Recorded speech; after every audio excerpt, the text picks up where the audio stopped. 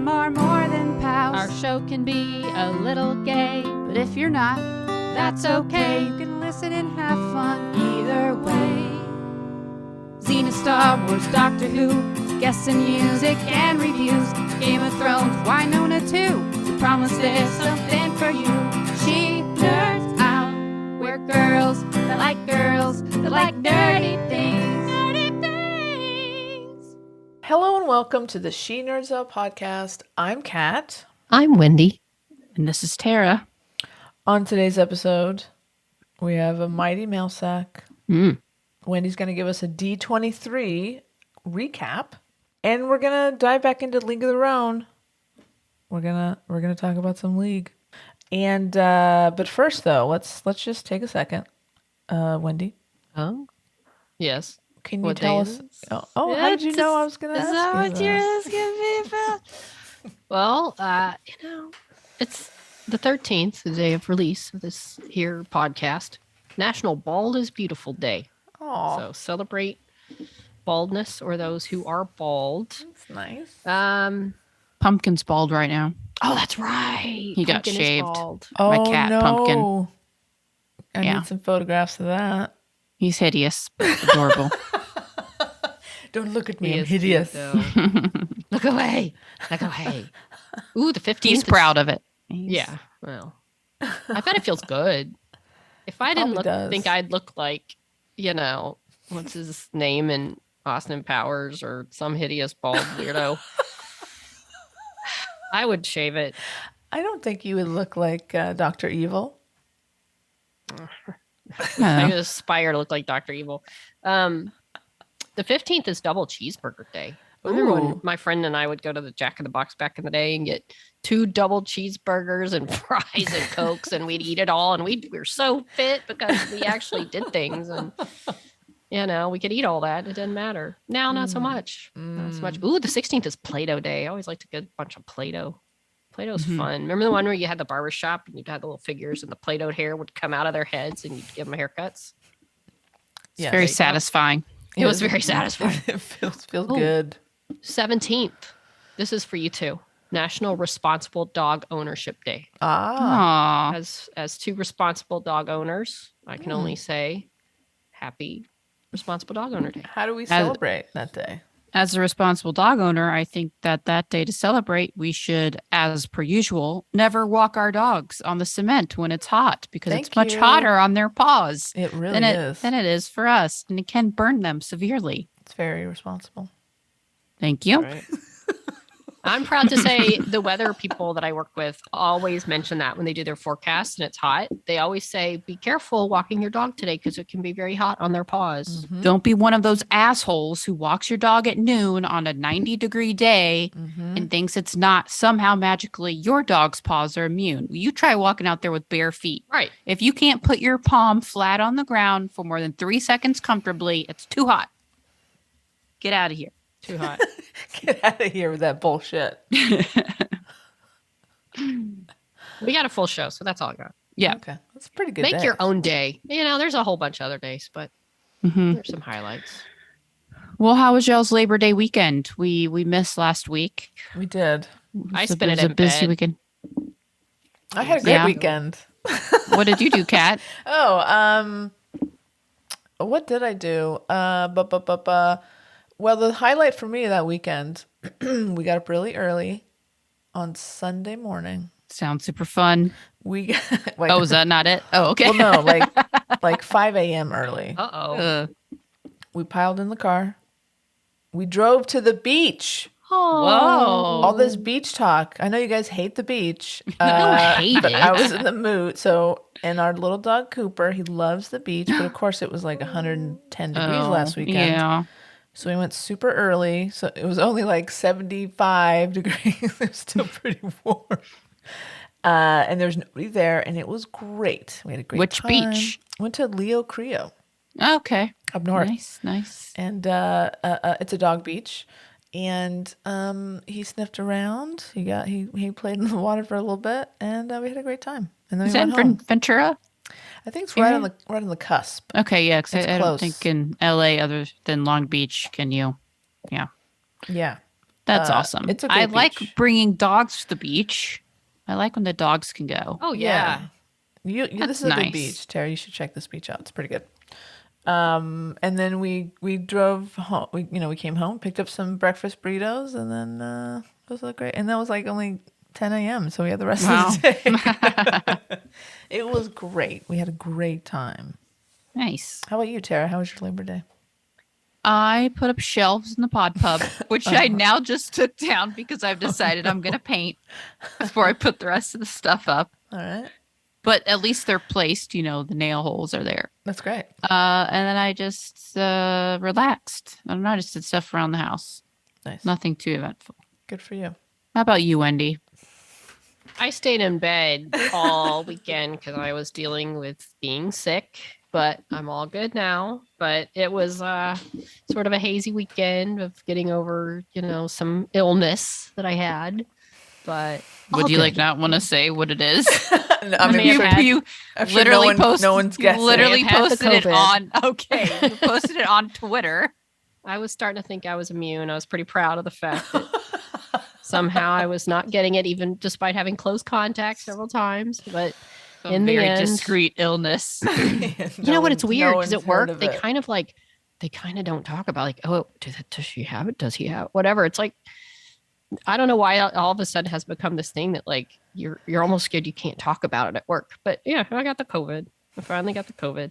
It's all good. It's all done. And but yeah, so I spent my weekend in bed in a haze of sleeping and watching college football and Marvel movies. And that was my That's a good way to deal with it, right? Well, we're glad you're better, Wendy. thank you. I'm all good now. Thank Good. you. We're it's good to have you back. Thank you. I'm sorry I delayed our podcast, but I just wasn't feeling it quite yet. Listen, some things are more important than podcasting. Only a few things, but Only a few. this is one of them. Well, guys, big news. What? We're gonna do a live event Ooh. with Penny Kavanaugh, Oh, okay. friend of the Snop. If you go to now, Tara, this might make you upset. It's gonna be on Facebook Live. Oh no. Boy. Can Tara Wait, join will I us? be able to join? We're gonna have to figure. No, I don't have a face. Well, I have a Facebook. well, I still cannot access. Well, what about maybe can you use the Snop Facebook? No, I can't access any Facebook. I can't even access the Stop Facebook, even if I. Yeah, and I don't know. I don't know if anyone else. I can only post through Instagram, which is also Meta. Fine on Instagram. Interesting. You want Still me to don't come have over here access. and do it? I You can will come over here pay. and do it with me. I will pay someone if they can help me get back on freaking Facebook. Or if they can help me reach anyone at Meta Facebook. Yeah. A real person, Yeah. not a form. Forms don't work. A person. Well, we're gonna figure it out. Because I can't. Yeah, I don't know. Maybe I'll just have to. Well, yeah, maybe you and Wendy can be in the same place. I don't know. Yeah, we'll figure it Come out. over, or I can go to It's your gonna be place. great, though. This is Tara. It's gonna be great. I'm already stressed. I I'm already. know. How am I going to join? I'm so sorry. Anyway, Thanks for bringing it up. It's gonna be Friday, September 16th at 6 p.m. Pacific Standard Time, and it's on Facebook. And you can join, and we're gonna just have some really stupid, silly fun like we did last time. Penny has named this Two Truths and a Lie Double Dare Smackdown. So that sounds terrifying. Wow. I don't know what the fuck that means. Feel like But it'll be wow. fun. It'll be fun. So someone's going to like jump off a table and land on my neck. Oh god. That does sound fun. Eh. So if this is on the third, yeah. So it's this week. It's this Friday. So please join us. It should be a lot of fun. And yeah, so check it out. There you go. Let's move on. All right. We have a mail sack. Hey, Big. it's Let's get to it. It's a thick sack. Oh. All right. Let's get going. I've got one from Beck. Oh. Hey, nerds. Hey, Beck. Hey, Beck. I wasn't ready. I was waiting for. We're out of practice. One more time. Okay. Hey, okay. nerds. Hey, Hey, Beck. Better. No, that was good. That's better. Okay. What the hell is wrong with your country? Lollies do not need to be lollies. I guess is that whatever a lolly is. Lollies do not need to be crazy flavors like that. I don't understand how anyone thinks this is a good idea. If you want something that tastes like a hamburger, just eat a hamburger. It's not that hard. Also, all the talk about hot dog icy poles No. really disturbed me. Every option is gross. Whether it's a frozen dog, the water, or just flavored. Again, just eat a hot dog. That's fair. It did remind me of something, though. Did you guys ever watch Arrested Development? It reminded me of when Portia de Rossi's character Lindsay tries to be a mother. She finds some canned ham and boils it in water and calls it hot ham water, and they just eat the water. So gross. God, I love that show. That was back. I never watched it, so no. I hope with every part of my being that the quote director from Klexicon listens to this podcast. Can you imagine just sitting there listening to a podcast you love and they start brutally tearing into someone and you start chuckling along, then slowly realize that someone is you? Nightmare. Amazing. Maybe. Yeah, you never Just know. Just learn from it if you were listening. Yeah. I gotta say, I'm with the blondes when it comes to the beaches. I'm not a huge fan. I do enjoy beaches. I like chilling in the sun and building sand castles and making mermaid tails for people out of sand. And I love walking along a beach in the shallow water. However, I do not like the fact that sand gets everywhere. It's in every nook and cranny, and no matter what you do, it somehow ends up in your bed. I always seem to get some chafing when it comes to seawater. There's no thigh gap here, ladies. No matter how good of a day I've had, these things just cancel it out and I get mad. I'd rather go on a hike and pretend I'm in Jurassic Park or on indoor. Right. Finally, Tara, the entire time you're talking about darts and things, all I could think of was food and stuff. It's where I buy all of my food and most of my stuff. Love you guys, Beck. Food and stuff. Man, the sand is not that big of a deal, guys. You just gotta get over the sand thing. I don't mind. I fine. really don't mind it. I think I just don't do well in a bathing suit. You got to run around half naked on a beach. You don't. Again, you gotta just That's wear true. fucking t-shirt. I don't and mind. shorts. I love a beach as long as it's not a crowded, horrible experience with lots of people where you try to Yeah, get to it. I just get That's bored. the Like, worst what part. do you do on the beach all day? If Right. you You don't have That's water? relax. You No, relax. it's too hot. You get so fucking hot so easily. Jump in the water and come back and lay down. Ugh, do that at home. I can do that on my couch.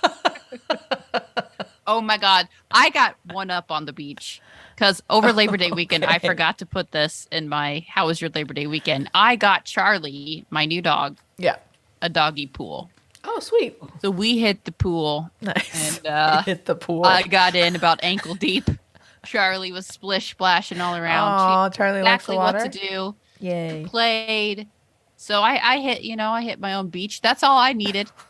Then to relax, I went back inside on my couch and then went back out there. It was perfect. I didn't have any sand. Didn't have to lug anything. You guys just don't like fun. You're enemies of fun. Maybe. All right. Well, I got one from Mish here. Mish, been a while. Been a minute. Yeah. All right. Let me turn my microphone so I can look at this. All right. Oh, very First good. off, congrats on the dog. It's been so long since I made the note to myself to congratulate you on that. So I'm sorry to say I've forgotten which of you has even got the dog. Thanks, Mitch. So I'm going to pretend it's a communal dog. Congrats on your 1/3 of a dog. Thank you. Well, the dog is a whole dog. No, it is we've, my we've dog. split her up. This is Tara. I get the tail. Oh, it's a good tail. I love it. I love it. I Yeah, love it. Charlie is my new dog. Big chocolate. No, she's our lab dog. chocolate chunky lab that the cat's trying to steal apparently. No, she's our dog. All right. Moving on. I also don't remember who was looking for podcast recs, but if they're still interested, two of my non-snop favorites are This Podcast Will Kill You, which is all about the biology and history of various infectious diseases. Oh. And You're Wrong About, which takes something in our collective cultural memory and corrects the record on it. For example, the Satanic Panic, Enron, etc. Informative, funny, and has a pretty large back catalog. Nice. I'll check I it got a out. pretty large back catalog, if you know what I'm saying. Ayo. You Also, I'm definitely on Team Wendy when it comes to being against turning left without a traffic light. Oh boy, here we go. Thank you. Did you skip the candy corn section because you I just did not intentionally. you're editing Not intentionally. Mish's email? All right, I did not intentionally. I just got distracted by my back catalog joke. All right. Also, I'd like to state for the record that I am firmly anti-candy corn, Thank you, Mish. whether it's the tailgating abomination or the regular abomination. Just normal abomination. Just saying, if I wanted to eat a candle, I'd eat a candle. I'd rather eat a candle. Thank you, Mish. Boy. Continue. Also, I'm definitely on Team Wendy when it comes to being against turning left at a traffic light. It's almost like traffic circles should be more common here or something. Yeah. I have to disagree. The traffic circles, the amount of them, and they're fine every once in a while, but I grew kind of tired of driving in them in England. They're all about them over there. They're everywhere, and it's just so like you go, you barely get to a point where you're kind of speeding up, and then you got to slow down and do the thing, and it's just very. Anyway, in the meantime, I'll just keep driving several blocks out of my way in order to get a light. Same. I'll admit, it took me a while to realize that the reason you guys didn't just walk the couple blocks to the old ILM building instead of driving was because then you would have to make the left turn without a light as pedestrians and probably could have died. Then there would be no more sad face. Oh. Let me just clarify. It was a little more than a couple It blocks. was like a walk. You have to think in LA. It's like LA blocks. It's like when I say a block, I always think like to the next major light. So it was probably like 3/4 of a mile down the road. And then we would have still had to cross over Van Owen also. And walk back to our car. And then walk all the way back. Yeah. Even if it was like half a mile, that's kind of. It's still a lot. Yeah. One last thing, and it's the most important thing. I had, of course, heard of Motherland Fort Salem before a few weeks ago. What I hadn't known until a few weeks ago was that there was a MILF with great cheekbones and ambiguous tension with a much younger woman. Why didn't anyone tell me about the MILF? I would have started watching this show ages ago if I'd known this was waiting for me. Keep your canon, baby gays. I'll take the age gap subtext. I can make eye emojis at any day of the week. Side note, bless Jessica Sutton, truly the greatest captain of her own non-canon ship since Joanne Kelly and Jamie Murray. Oh, yeah. Okay. That's all I've got. Attached is a photo of my cats because they're cute and I want to show them off. Yay, cat! Look at them. Couple of like a tabby. Very and a tabby cute. White, cute little Halloween castle scratcher box. Oh my god! Yeah. Oh, they're very little cute. bed. Next to the Roomba, do they get on the Roomba? Mish, do they get on the Roomba? Oh, that's like a Wi-Fi. Woofy. That's the kind I have at my house. Yeah. I forget how you pronounce it, but that's the kind I bought for my house that the cats seem to enjoy. Not my Texas house. By the way, Joanne Kelly and Jamie Murray, I don't know what their situation would be, but there's some pending talk of a Warehouse 13 reboot coming from Eddie McClintock himself. So. If they do a reboot and everyone's involved and they don't just drop him and Pete or her and Pete, just go with her and H.G. Wells, I'm going to be very upset. It will be worth nothing to me. I still love this show. I still love this show, but I love the show. I But love them. people. Oh, and what do we know your cat's names? We need to know your cat's names, Mish. You may have told us in the past, but it's been a while. And then Mish, also tell us who's the MILF. I'm looking for the MILF. Oh, it's the cat, the main, the dark-haired person. Right? Yeah, the dark. She's like I want to say, like the general. Yeah. Okay. Of the witch army. Is it Lynn Renee? Lynn Renee. Yeah, she I think that's to be the most. She has great cheekbones. MILFy. Yeah. All right, let's go with that. Okay, great. Thanks. Very nice. Thanks, Mish. Very nice. Good to know. Okay, hey guys, I have an email. And, you don't say. I do. I just said it, and it's from AK, and I'm going to read it. Oh, okay. I haven't read an AK email in some time, so I'm gonna take a breath. All right, you guys ready? Ready. Give it a go. Okay. The title of this email is "Balls to That." Oh, commiserations, Captain Caramel. I'm so sorry about your Clexa cancellation. Hashtag Clexa cancellation. Yeah. You would have. Oh, this is nice. You would have been magnificent. We all know. Clexicon's loss could be Snop's gain, though. You could totally guilt trip her into coming to answer your amazing questions on your podcast. No? I'm over it. Guess we will just have to wait a year for your Clexicon debut. Humph. Devastated to hear that Darts and Things has closed down. Was it not just a drug? Was it not just a drugs front after all? Then shocking. Okay, funny enough, I drove by because I drive by it a lot. Update? No, but I drove by again, and I saw another car parked out there with someone standing in front of the door looking in, like another customer so wanting to go to Darts and sad. Things. It was still obviously closed, but Did you like give them a heads up? Like, hey, no, I just drove by and let them look stupid. did you? Is there a number to call? Like, is there any way to get an official? I mean, I'm sure there is a number I could call, but maybe you're right. Maybe I should try it, see if anyone picks up. But like, the rent can't be cheap. Like, it's just sitting there. All Yeah. the stuff, all the darts and I'm stuff. I'm darts and getting things worried are about still the there. owner at this Oh point. no! Oh god! We need to do like a welfare check. Yeah. Uh-oh. Ugh. All right. Well, I think you should investigate this more, Tara. Yeah. Yeah. Give him a call. AK All continues. Darts and Things. You Putting it write on my that- list. write that down. AK continues. Managed to catch up on A League of Their Own. Bah ha ha! It kind of is, but in a good way. That's Oh, very with nice. with a lotta, I see. A lot of. With a lotta, A League of Their Own. Okay, I gotcha. Bah ha ha! The first three. So now I just need to watch the rest before you get to taking or talking about them.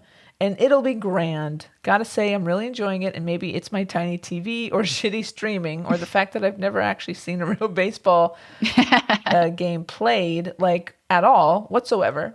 But I haven't noticed any of the visual effects. Oh boy, good for you. Maybe Well, that's if you- because AK's never seen a real baseball Yeah, game. So, or like a real person playing baseball. or so like a real they person don't have throwing a baseball. right. Lucky you, AK. AK's mind is going to be blown when they finally see. Like, oh fuck, that's so different. Maybe if you don't know what baseball is meant to look like, you don't notice when it doesn't look right. Yeah. Maybe I've watched so many Marvel movies and a degree of cartoonishness seems totally normal. Who knows? Actually, if I stop writing this email, I've probably got time to watch another episode now. Oh shit! Rings of Power dropped. When did that happen? It did happen just sort of suddenly, like I'd forgotten. Yeah. And I was like, oh, you're behind. Like, oh fuck. It felt so far off, especially when because the House of the Dragon started the week before, and it's like, Yeah. oh, it's just been such a long buildup. It felt like it was never going to actually. Exactly. Exactly. Oh, and Everything Everywhere All at Once has hit Prime here too. Blimey. Guess I'm The gonna movie, Everything, Everywhere, Yes. All at Once. Yes. Yeah. Which is I finally watched and is amazing. Blimey, guess I'm gonna need to take some time off work just to watch a fuck ton of TV. Yes, you should do that. Okay, tomorrow I'm going to begin my now annual search for candy corn. I want to try this divisive stuff. I want to know whether I'm candy corn positive or candy corn negative. Take it easy, dudes. AK, you got to just try the regular candy corn first. Don't go crazy if you do happen to see some of that crazy tasting stuff. Yeah. Also, I I was- really love how AK used and spelled the word fuck ton as if it's an actual unit of measurement. I just maybe like it the is. way that looks. Yeah. It's about time. That's at least 2 fuck tons. It's a fuck ton and a half. Good to know. Good to know. Who needs a metric system? We got Yeah. this one. Agreed. And you know what, AK? Now this is going to really step it up a notch. Bake a chocolate cake with chocolate frosting. Stick the candy corn on the chocolate cake. So good. And then Right on top. Good. And Then eat it. take the candy corn off the cake. Throw it in the trash. No, because the consistency of a candy corn on a cake when you like bite it, it's like just the perfect amount of little something on the top, you know? Really adds a little something. I respect That's you, my Tara. favorite way to eat a candy corn. I respect you, I don't eat and it like don't eat I like handfuls you. by the bag. Yeah. So I'm gonna let you just have this. I'm not gonna say anything. All right. Well, if you do come over for Halloween, which you really didn't give me any dates yet, you really I have to figure I it kind out. of noticed that you didn't really respond to my invitation. I did. But I do have a few Thought I did. items just for you that will be on display. Oh, I can't wait. No, I absolutely can't wait to come over. I just have to figure out some dates. Well, that's nice to know. There's a lot going on. You mean by my ignoring your question, you didn't take away from that I was just like, hey, give me a minute. No? Okay. Well. I let my mind run wild. Oh, no. I am so excited to see the house, the Pod Pub decorated. I'm looking forward to it. It's going to be great. I love the idea of having a little get together. And I will get you some dates today. Okay. Sounds good. Thanks. Now we're only Oh, by the communicating way, I through- needed to yeah, bring what about Wendy? Wendy didn't give you need- dates. Kat, I'm knows gonna I'm need free all the you time. or I'm gonna come pick up all Martina's art and all the other things to make a copy that I like to put here Okay, in the Pod Pub as well. great. Also good. The York Pride flag is already up in the Pod Pub, except now it's back down because I'm painting. Then I'll put it back up. At least you know where it's going. Yeah. Oh, is it my turn again? No, it's No. Wendy's turn. I'll go now. I think Wendy's just waiting for us to I'm shut just up. waiting for y'all. I've got one from Jackie. Well, apparently, so Kat, you mentioned Jackie sent us 16 beers. Yes. What? Thanks, Jackie. It's very nice. Dang. Guess who I saw yesterday? Jackie. Jackie. I'll tell more about later in my D23 coverage. So Jackie says, howdy, y'all, because she's an Aggie, and that's what we say. Howdy, y'all. So I was going through my emails and realized that we have just passed the 1-year anniversary of Snop's very own first pod court case, which was also my 1-year anniversary of emailing the Snop for the first time. Amazing. Did Wow. Casey ever get all of her evidence against Anne? More pod cases in the future. One can only dream. Oh, I'm sure there will be. So sorry to hear about the roller coaster weekend of not moderating, but it did kind of lead to a mini rant around seating arrangements. So silver lining, you got additional content, right? The Kiana episode was gold and can't wait for the third installment where she recounts her con experience and provides more chocolate / candy hot takes. Well, I didn't even see any of the photo ops of Kiana. I need to look that up to see how. I saw some. There's good Yeah, me ones. Did you see any Yeah. suspenders or fire extinguishers or fire hats or? No, I saw some. I saw bow ties. I saw shirts from the what's the middle? What is it? What's the name of the town? Middleton. Nah. Middleton. People Middleton. had made firefighter shirts. Oh, from that's it. cute. Oh, Yeah. oh, that's cool. Jackie says, looking forward to hopefully seeing Wendy at D23, which she did. Tara and I will bring I will bring Buster for a play date with Charlie hopefully next year. And Kat, always a pleasure and glad I got to see you at Aircon. I will never stop stumping for guests on Snop. # Emily on Snop. Hope you're having a restful Labor Day weekend, Jackie and Buster. P.S. Please enjoy some waffles on me for Podcourtiversary. P.P.S. Here's some pics of Buster and my sister's kitties. Oh, look at the baby little black cat and little gray cat on their Beautiful. tree. Look at it. Oh my gosh. Oh, There's Buster. Buster Look at in Buster. the yard. Good boy, Buster. Tara, does it laying hurt less down. to see these pictures now that you have Charlie and you don't have as much dog it just envy? makes me want to see them play now. Oh, I think that would be Charlie has a adorable. similar harness, just hers is purple.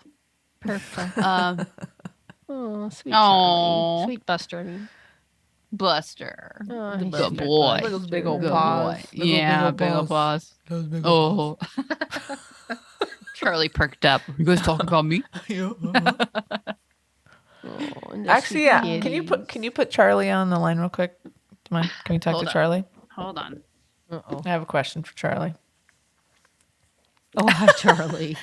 Hi, baby. Yeah, Hey- what do you? hey- Well, hello. Oh, hey, Charlie. How you doing? I'm good. Thanks. How are you? I'm pretty good. Listen, I'm trying to talk Tara into taking you to a dog beach, okay? I'm working on that for you. Well, I'm pretty sure that my mom said she likes dog beaches. And that she's definitely gonna do that. Yep, don't worry. I got your back, Charlie. Don't worry about it, okay? Thanks. Are you gonna bring me some treats when you come over? Did you tell 100%. my mom when you're gonna come over? Okay, Charlie, let's let's take this Why don't you give offline, her okay? some dates and then she can tell you what kind of treats I like. This has backfired on me. Yes, Charlie. I will send you Right. some dates later today, Charlie. Okay, thanks. I'm gonna go back to my nap. Sorry to wake you up. No problem. And yes, Jackie indeed sent us some waffles, not beers. Happy Ah. 1 year Oh, really? anniversary of the original pod court case and happy belated waffle day. Nice. Thank you, Cute. Jackie. You know who celebrates Waffle Day? I think I said this last time. Leslie Nope. Leslie Nope. Yeah. In fact, I found the art that I got of Leslie Nope at WonderCon, and Nice. it has like waffles on it. I hadn't That's cute. noticed that, so very cute. Adorbs. All right, I think I'm up next with one from Liz in LA. Woo! Liz says, "Yay, I'm so glad you love the mugs. Listening to your reactions was the best. Yay, so fun. Season 4, episode 4, about 10 minutes in. Just rewatched it. I had forgotten that Rachel's like, what do you have for me? Billy hands her the mug and says, the Holy Grail, Bunny blah blah for PTA. Haha, it was the Holy Grail." Liz is referring to the amazing bugs that she bought us last week from the auction, the Winona Yes. Earp auction. Amazing. 3 mugs that say Bunny blah blah for PTA. So good. Here's the thing. In the show, not only is there 1 mug in the scene, and at least 2 of yours have coffee stains, but also Rachel and Billy don't use it / drink from it. Inevitable conclusion, folks on set used them. Kind of like when there's a bunch of random mugs in an office kitchen and you just use whatever's handy. I feel like that's even more fun than just being a prop in the show. Kat and Mel were waiting around to shoot and said, fuck it, if we need coffee, let's use these Bunny PTA mugs. I'll buy that. Sure. Okay, the beach. Oh, here we go. A hot beach take. I get it. Super sandy, coarse, rough, irritating, gets everywhere. But how about a beach day that can involve drinking, non-sandy food, dogs, and actually no beach if you don't want? See below for detailed recs from a 22-year West Sider. Oh, okay. First and most important step. Park at Santa Monica's Annenberg Beach House. It's the best beach access location. So many options. Maybe we shouldn't be broadcasting this because I don't want anybody to blow up her spot. the masses. There are 2 parking lots. Turn right immediately and go to the north lot. There are more spaces and it's easier to swoop around. Also, heads up, many, many times I've either gotten to people coming in or have gotten from people leaving the daily parking pass for whatever spot. Oh. It always makes folks' day. So you're basically swapping out a parking pass. Okay, nice. The beach house itself is so cool. It's an inclusive community beach club, so you can't even buy an annual pass, just daily ones. So everybody has an equal chance to show up each day and use the gorgeous pool / splash pad / lounges. Good restrooms, good foot rinse off showers, the works. But you don't have to use the beach house. Back on the Beach restaurant is right there and part of the whole thing. If you just want to have brunch or lunch, beer, mimosas, do that. When outdoor dining got back into action during COVID, my friends and I made it a point to meet back at the beach at least once a month.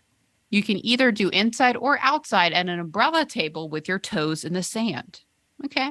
I'm down. Okay. I'd be down for that. I like that. Or skip all that and just park there to access the beach itself. And here's the thing. I absolutely always bring my puppy. Long Beach is so far south, and Leo Carrillo is so far north. I kept seeing a million dogs every goddamn time I go to Annenberg, so I asked a lifeguard, what's the actual deal for dogs?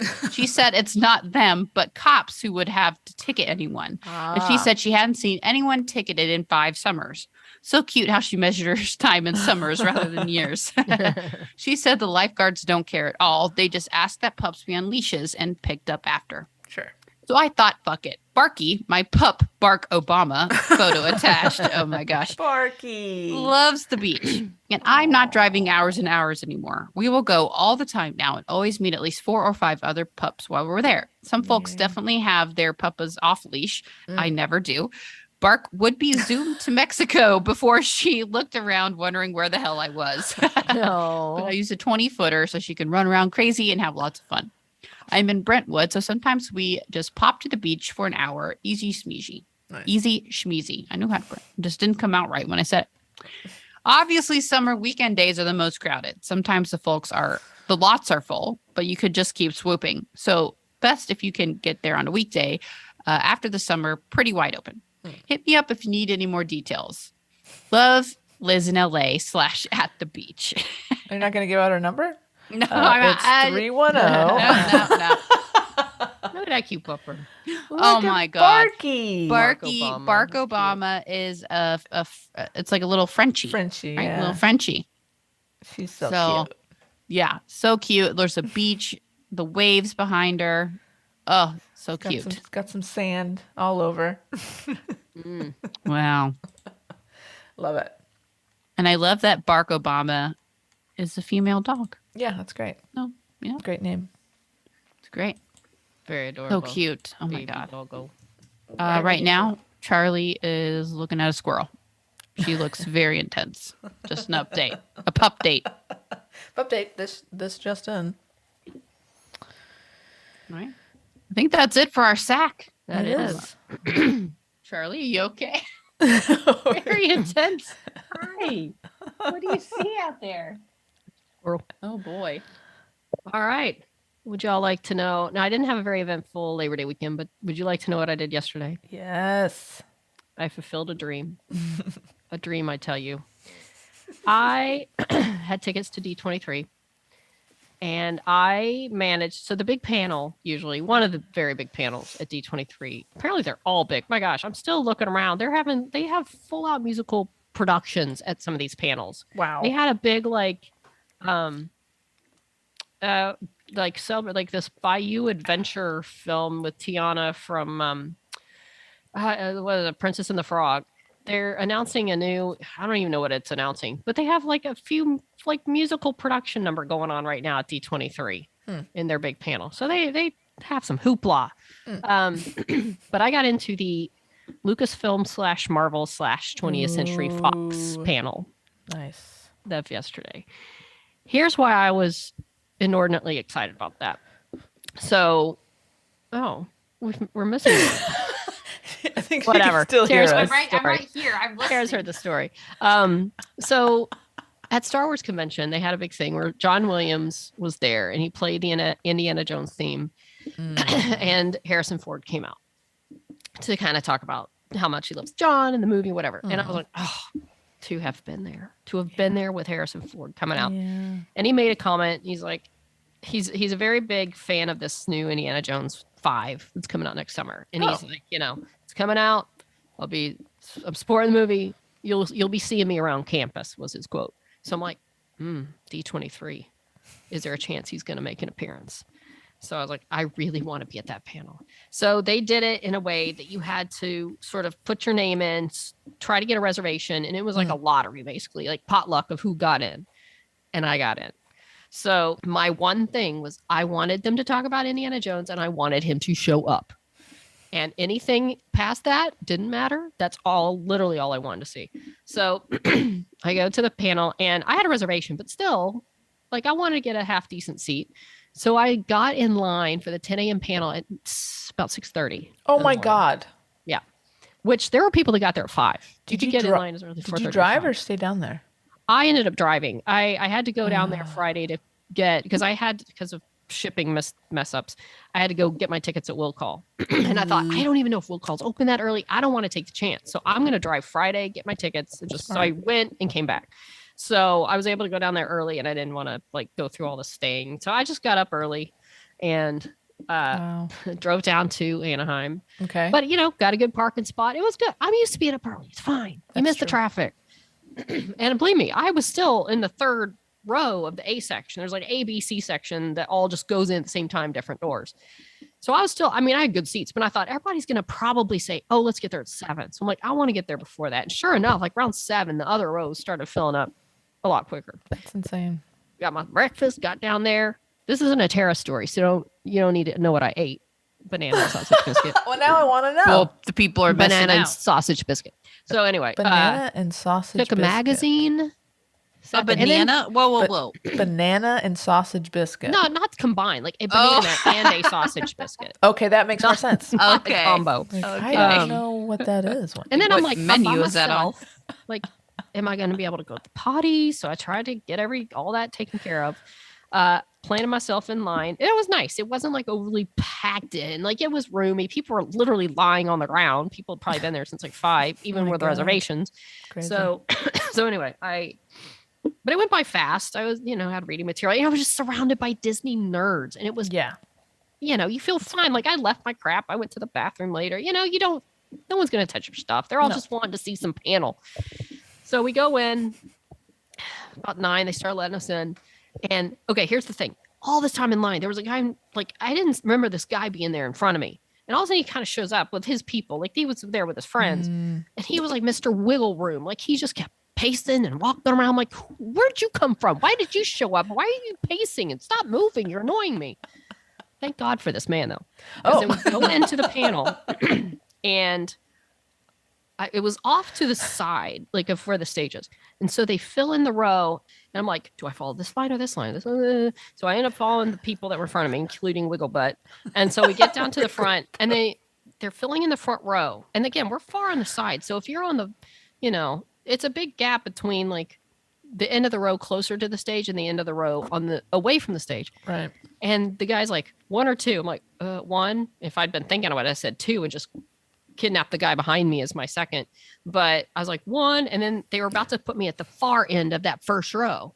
But instead, thanks to Wigglebutt, he filled in that last chair. So they're like, okay, go to the second row. So I ended up being on the far end close to the stage. I was on the end. So there was all this room around me. Like I wasn't crammed between people. I was like me and then stage, which was still, it was a little not far, but I was on second row. That's It great. was just far to the side. But anyway, so, hey, I was just happy to be in the room. Thanks, Wigglebutt. Thanks, Wigglebutt. So the panel itself, Lucasfilm came out first. And first thing, indoor. So I got to see my indoor people, or Andor, not Andor. Right. Andor. But like all the big, most of the big cast was there. Awesome. Any more talking about footage? Did you see Diego some Luna. footage? They showed another trailer that was like released promptly thereafter. Nothing. And even then, I'm like, I'm excited about this, but there's one reason I'm here. And this literally starts in 11 days. And okay, but it was cool seeing Diego Luna and all the other cast and the Mon Mothma, Genevieve O'Reilly and all them. So it was cool. Then they talked about Willow, the TV version of Willow. Oh, everyone wants to know about Willow. Well, I'm sure there are people Especially that do. me. Again, because yes. Which was fine. Warwick Davis was there, who's like honestly a Star Wars legend. Yeah, he's an been in icon. all of them. He's a cool guy. He's had quite a career. And so and he's such a good, like he hosts a lot of Star Wars Celebration stuff. And so Yeah. he's very involved in the Star Wars universe. So he's great. And I'm hoping the show does well. But Yeah. again, I'm like, not while I'm here. So they talked about Willow. They talked about they brought out the cast of what else did they talk about? Hang on, I want to get to this. Oh, they like some young Jedi. Dave Filoni and what's his name? The other producer, director of Iron Man, Oh God. was on Friends. Damn it, Favreau. John That's not what he's Favreau. known. Yeah. He's What on is Friends. happening? That's John hilarious. Favreau. He was on Friends. That's what everybody knows. him Courtney from now. Cox's boyfriend on Friends. Oh, MMA John guy. Favreau. Yeah. They talked about and then doing another season of The Bad Batch. And then they talked about Ahsoka, but they didn't show any footage. They had a couple of stills, and Rosario wasn't there.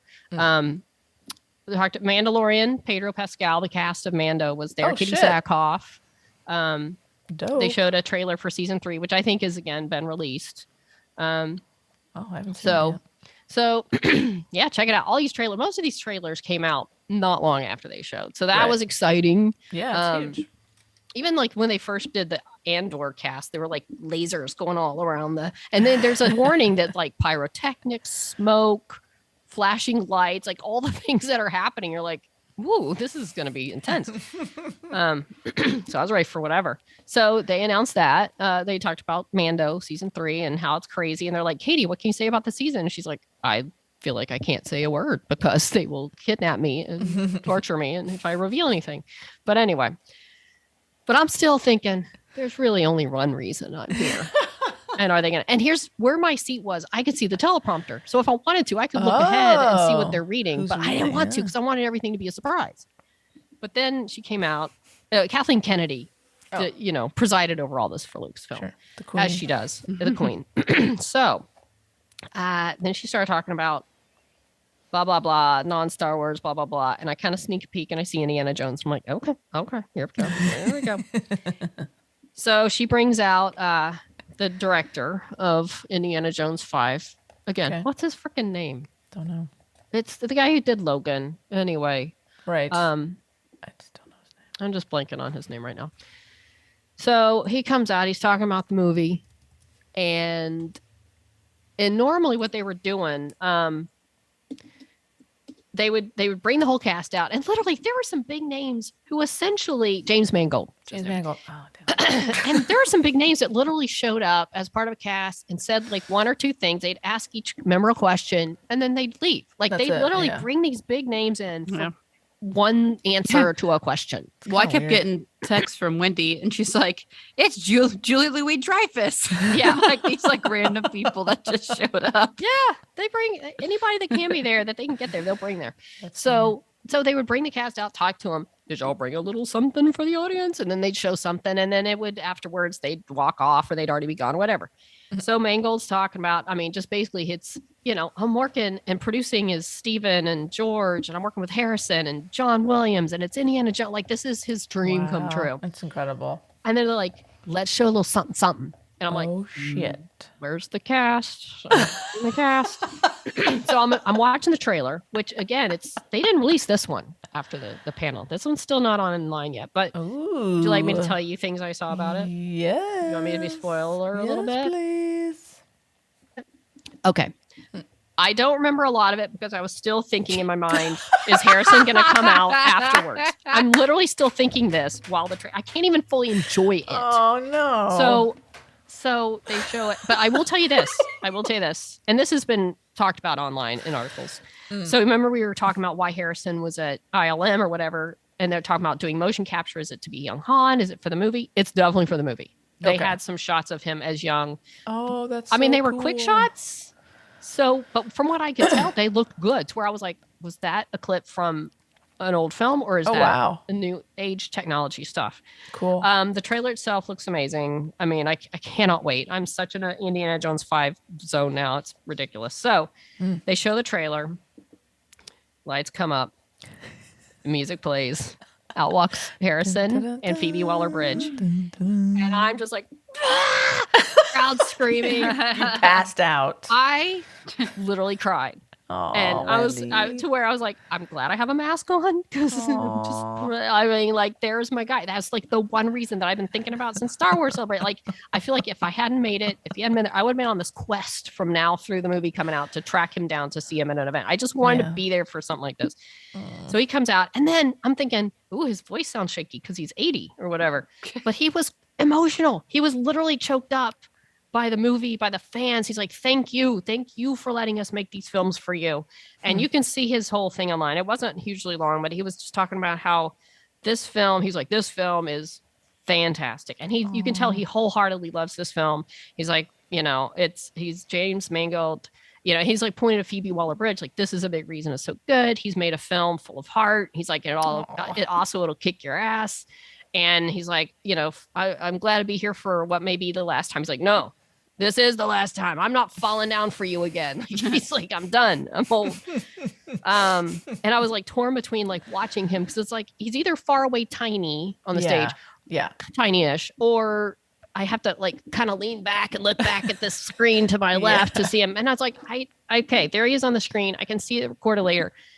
He might be That's over there, the but I want to real see guy. him in person right there standing there. Mhm. And then he Yeah. starts, ends and they all start walking. And Phoebe Waller-Bridge said something. I don't know what. I was just literally staring at Harrison and trying to take tiny pictures.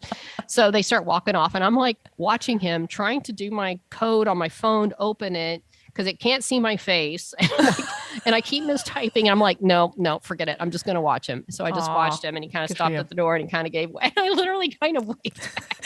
I was such a nerd. I'm like, bye, Harrison. Oh, that's And, so cute. And then he walked off. I'm like, I just saw Harrison. And it was just, and I was like, from then, so right after that, Lucasfilm's done. And I feel like the crowd, the kind of energy level ramped up when Marvel came out. Like everybody was kind of like, it's this new modern, younger Marvel age. And I'm like, dude, that's a legend that just left the screen. And I'm all thinking about that. Kevin Feige comes out after that. And he starts talking about Marvel. And I don't know if he had a prompter. I think he was just going. Oh, cool. As Kathleen and all them. I didn't really look up as much, but I don't remember seeing a lot of prompt up there. So he starts talking about Marvel not having musical numbers. And then a band rolls out from behind the stage. And at the end of Hawkeye, they have that whole Avengers musical Broadway show thing. They full out did that on stage. That's cool. With a band, the dancers. And unfortunately from my seat, like I couldn't really see it because the band was blocking it. So, I could see it on the screen, but I was just still too sad because Harrison just left. Oh. But, and then they had confetti flying and I'd seen a little couple confettis fall from the ceiling during the thing. So I'm like sometime confetti's fine. And it poof at the end is confetti. So Marvel did their whole thing. I mean, they had a lot of, like you said, Julia Louis-Dreyfus came out for Thunderbolts, which is going to have Makes sense. Florence Pugh, who couldn't be there but left a video message. Wyatt Russell, who played the weird alternate Captain America in Hawkeye. No, Falcon Winter Soldier. Sebastian Stan, who was there. They announced Fantastic Four, but didn't give any updates. Okay. The new Captain America, Anthony Mackie was there. Tim Blake Nelson, Wakanda Forever. Angela freaking Bassett was there. Nice. Winston Duke, aka Dominic from POI, was there. Paul Rudd, Evangeline Lilly, Jonathan Majors, Ant-Man and the Wasp. People love Jonathan Majors as like the Time Lord guy who's going to be really, really big in Ant-Man and the Wasp: Quantumania. Look, I think he's probably great. The end of Loki, I feel like someone should have edited the man down. Like someone was enamored of him and just let him ramble. Oh, Yeah. And to me, I think he was good. It's just they just let him do his own thing. And that to me, it just dragged. So I think I'll like him better when he's edited. Because I think I would have liked him more if someone had trimmed his rambling down. That it looked like a scene that should have been cut a little bit. Don Cheadle was there. Secret Invasion is a new film coming out. Something called Ironheart, new show. Armor Wars, again with Don Cheadle. Loki cast was there. Important note, the guy who played Short Round back in the day, who was also in Everything Everywhere at Once, he was there. He's going to be in Loki season 2. And he and Harrison met up backstage for an adorable photo I saw of the two photo. of them. Adorable. They both look so happy. Yeah. Really that cute. was so charming. So cute. Talked about Echo, the new show, with the character from Hawkeye again. New Daredevil, Halloween show called Werewolf at Night that's going to be on Disney Plus, which Laura Donnelly from The Nevers is in, and directed by Michael Giacchino, who's one of my favorite composers, but apparently he's also director. Brie Larson was there for the Marvels, which will be coming out, I think, next year. The trailer looked really cute. I still need to watch Miss Marvel. Apparently the girl that is in Miss Marvel was a giant Marvel fan. They're like, we didn't know what a big nut fan she was when we cast her. That's cool. So anyway, so all was good. It ended with the Marvels. It was fun. And then the other main guy came out and said, oh, by the way, it's also 20th Century Fox. And there's a movie coming out called Avatar. And this was afternoon. And it's like 12:15, 12:20. And we have James Cameron live on Zoom or whatever. So James Cameron comes on and he starts talking about the movie. But the cool part was they bring out the cast. And freaking Sigourney Weaver's there. Nice. So is Aldana, Nice. Sam Whittington, other people are there. But to me, I'm like, it's freaking Sigourney Weaver. You mean So, Baby Mama's Baby Sigourney Mama's Weaver? Sigourney Weaver. Yeah. Wiener, Sigourney Wiener. That's how you pronounce her name. I don't know. She was some off character Baby's Mama. I don't know why I should. You know, the chick from Baby Mama. That's what she's known for. Sigourney Weaver. And so I was just freaking out. I was like, oh my God, Sigourney Weaver. So like, okay, well, that's cool. All right. And they're like, we have some clips to show you in 3D. So at this point, let me just say, dear friend Noe had been texting me like, are you still in there? Are you still in there? She was there. And I have some pizza and water waiting for you when you're done. I'm like, sweet, okay. And then I'm texting her. She's like, I ain't getting out of here till 1. They're literally handing out 3D glasses right now. Which they did Settle in. with all the precision and accuracy of like the church communion where they roll the communion things down the aisles. They had those glasses out pretty quick. Oh, that's pretty cool. And then they like drew all these curtains to where it was just you and your screen. Jeez. So we saw clips from the new Avatar 3D, which let me say looked fantastic. I don't know. I'm still not like the fan of the little weird creatures. I'm not a big Avatar fan, and now they have Avatar little children. Wendy, this is Tara. I'll join that hot take that I'm not a big Avatar fan. Never. Really me neither. Enjoyed. I didn't really connect with the movie when it came out. It looked fine. I didn't think it was. I'm not that big a fan. I mean, but the 3D, I mean, the animation itself looks incredible. Give them that. Right. But it just kept going. They showed like 6 or 7 scenes that were all fairly lengthy. Each one, I'm like, okay, that was cool. And then there was another one. Like, okay, good. Then there was another one. Like, oh my God, this is never going to end. Isn't it? Is Michelle Yeoh is in Avatar, right? I don't know. Maybe. I think she's. Sure. She is. She's in everything. Good for her. I mean, that is a good reason to see that movie. Oh, I'll probably see it. I'm just like, to me, yeah, like, look. She's in Avatar 3. I like. She shows up. Oh God, there's another one. Oh, there's like 5. They're making like 3 more right now. They're just doing 2, all 3, back and to back 4. to back to back. Like yes. it's been years. They've been doing this for years. And let me tell you, I'll probably see them. I'm just not a big Avatar fan. And to me, I think James Cameron is an amazing filmmaker. Yeah, and it's just annoying me that he's spending so much of his time making all these dang Avatar movies. Make Titanic too. Well, how sure. does that Or you know what? Here's the thing with James Cameron. Make something original. Or make something else. I'm just tired of the same freaking Avatar story that he's so enamored of. Yeah. But anyway, it's a huge commitment. He's been doing this. It's a huge commitment that he's. Yeah. The last one was 2009. Yeah. He's making up for lost time. Or I guess he spent all this time. I don't know. And then it was over and it was like, and then when I just wanted to leave, they're like, oh, on your way out, which we didn't even know until we got to the little end part. I guess everybody kind of got funneled out this exit where they wanted you to turn in your glasses to the bins and get an Avatar poster. I'm like, I don't want the poster. I just want to dump the glasses and get out of here. I'm hungry. I've been sitting there. I haven't peed since 8. I've been sitting down for a long time. This 2-hour panel was 3, which was cool. But then I feel like James Cameron just dragged it out at the end. So, anywho, it was Read amazing. the room, James Cameron. Read the room. Yeah, seriously. Well, he was on alive. Zoom, so he couldn't. But, true. So But awkward. It was just, hard. I mean, there were a lot of, and I so then afterwards I finally got to meet up with Jackie and met her mom. Yay. And but she was the same way. She was like, it's like, I think we saw the whole movie. Like it was just kept going on. And Noe brought me my pizza and it was awesome. And so that was my day. But yeah, D23, it's just, there wasn't a lot of, like, we walked the dealer's room and there were a lot of, like, if there was a line that looked manageable, it was because it was a virtual queue that you didn't get in or they capped it. So there was a lot of cool things that you could have seen or bought, but you couldn't get into it unless you tried really hard. That's a bummer. Or, I mean, we saw Walt's plane, which was cool. There were a lot of other, right. And I really had one focus and that was Harrison, and I saw Harrison. That was all good. So we walked around and it was cool, and we went in some exhibits that were fun, and we did a dance. They had a Grey's Anatomy thing to where we did a slow motion dance, dance it out for Tara. Adorable. And so there were a lot of cool things. It was just, we walked the floor, and I was like, I'm good, and I don't feel like I need to go back. There would have probably been some neat panels, but just to drive back again and pay for the parking and be in the crowd, I just didn't want to do it. Awesome.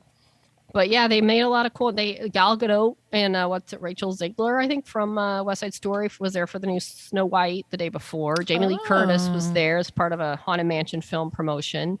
Oh, interesting. It's gonna be We terrible. randomly were walking around the floor, and Noe was like, "I think that's Darren Criss." Darren Criss was there giving a little concert of Disney songs. He was fantastic. Who is that? From like Glee, and he was in that Versace murder movie thing. Oh, he's I gotcha. great. I know who you're talking about.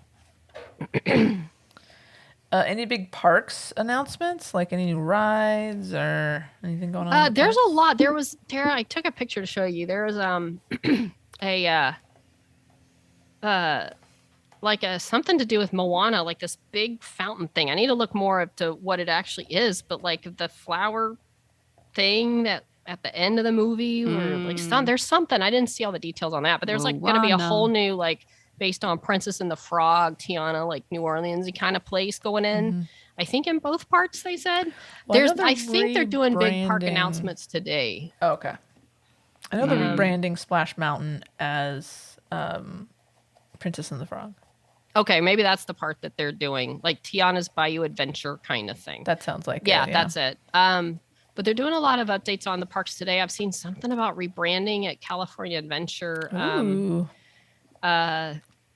Turning it into I'm like scrolling through. In fact, they had a whole freaking Tiana's Bayou Adventure musical performance today. It looks freaking epic. That's fun. They're like marching with a band through the aisles of the panel. I mean, these panels are incredible if you can get into one of these big ones. There's always people showing up, like cool people. Yeah, it's seriously huge. I mean, it was great yesterday, but I literally, like I said, was there for one reason. There's like a Thanos ride, I think, coming in. Ooh. I think they're doing some expanding of Avengers Campus with that. Nice. I even saw, Portos is coming to downtown Disney. Get out of here. and apparently after one of the panels, they got free Portos. Oh, come on. I know. That's amazing. That's a smart partnership right there. Mm-hmm. Yeah.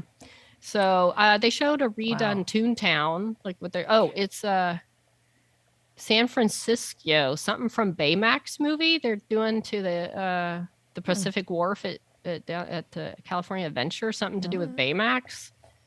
It looks like they're definitely turning everything into a movie related. You know, like they used to have the little wharf of Disneyness. Now they are kind of making everything movie related. Yeah. Toontown's gonna redone. Looks like the Bayou Adventure's the big thing. I mean, there's a lot of cool updates. But yeah, most of the park stuff was today. So I'm learning everything about that from literal Twitter because I wasn't there for it. Oh, they're doing something with that Paradise Pier Hotel in Disneyland. They're making it Pixar Place Hotel, making it more of a Pixar theme. Have you seen the Little Mermaid live action trailer? I did see that trailer. That was the day before. Teaser. That's exciting. That looks fun. That looks good. I'm gonna check that out. Yeah, I don't know. There's so much. They announced so much. You think, Mufasa. There's new Mufasa coming out. They did have a new trailer for Hocus Pocus too, but that's going to be out really shortly. Disenchanted, Peter Pan and Wendy. A lot of animated stuff. Wish. I mean, there's just so much that they're pushing. Amazing. Yeah. I mean, you can go online and get all sorts of info on everything they put out, but as an experience, it was fun. I'm glad I went, got to walk around. There's a lot of cool stuff going on. I'm very happy I got in the panel I did. That was my one goal. I saw my guy. Well, I'm very excited about Indiana Jones. I can't wait to see that trailer. When are they going to release it to the general public? I don't know. I can't wait for you to see it because I want to watch it again. You don't remember any of it. I do, but I mean, it looked really good. What's the premise? Like, what's the adventure? What are we doing? There was a lot of like kind of him looking back on his life, sort of thing.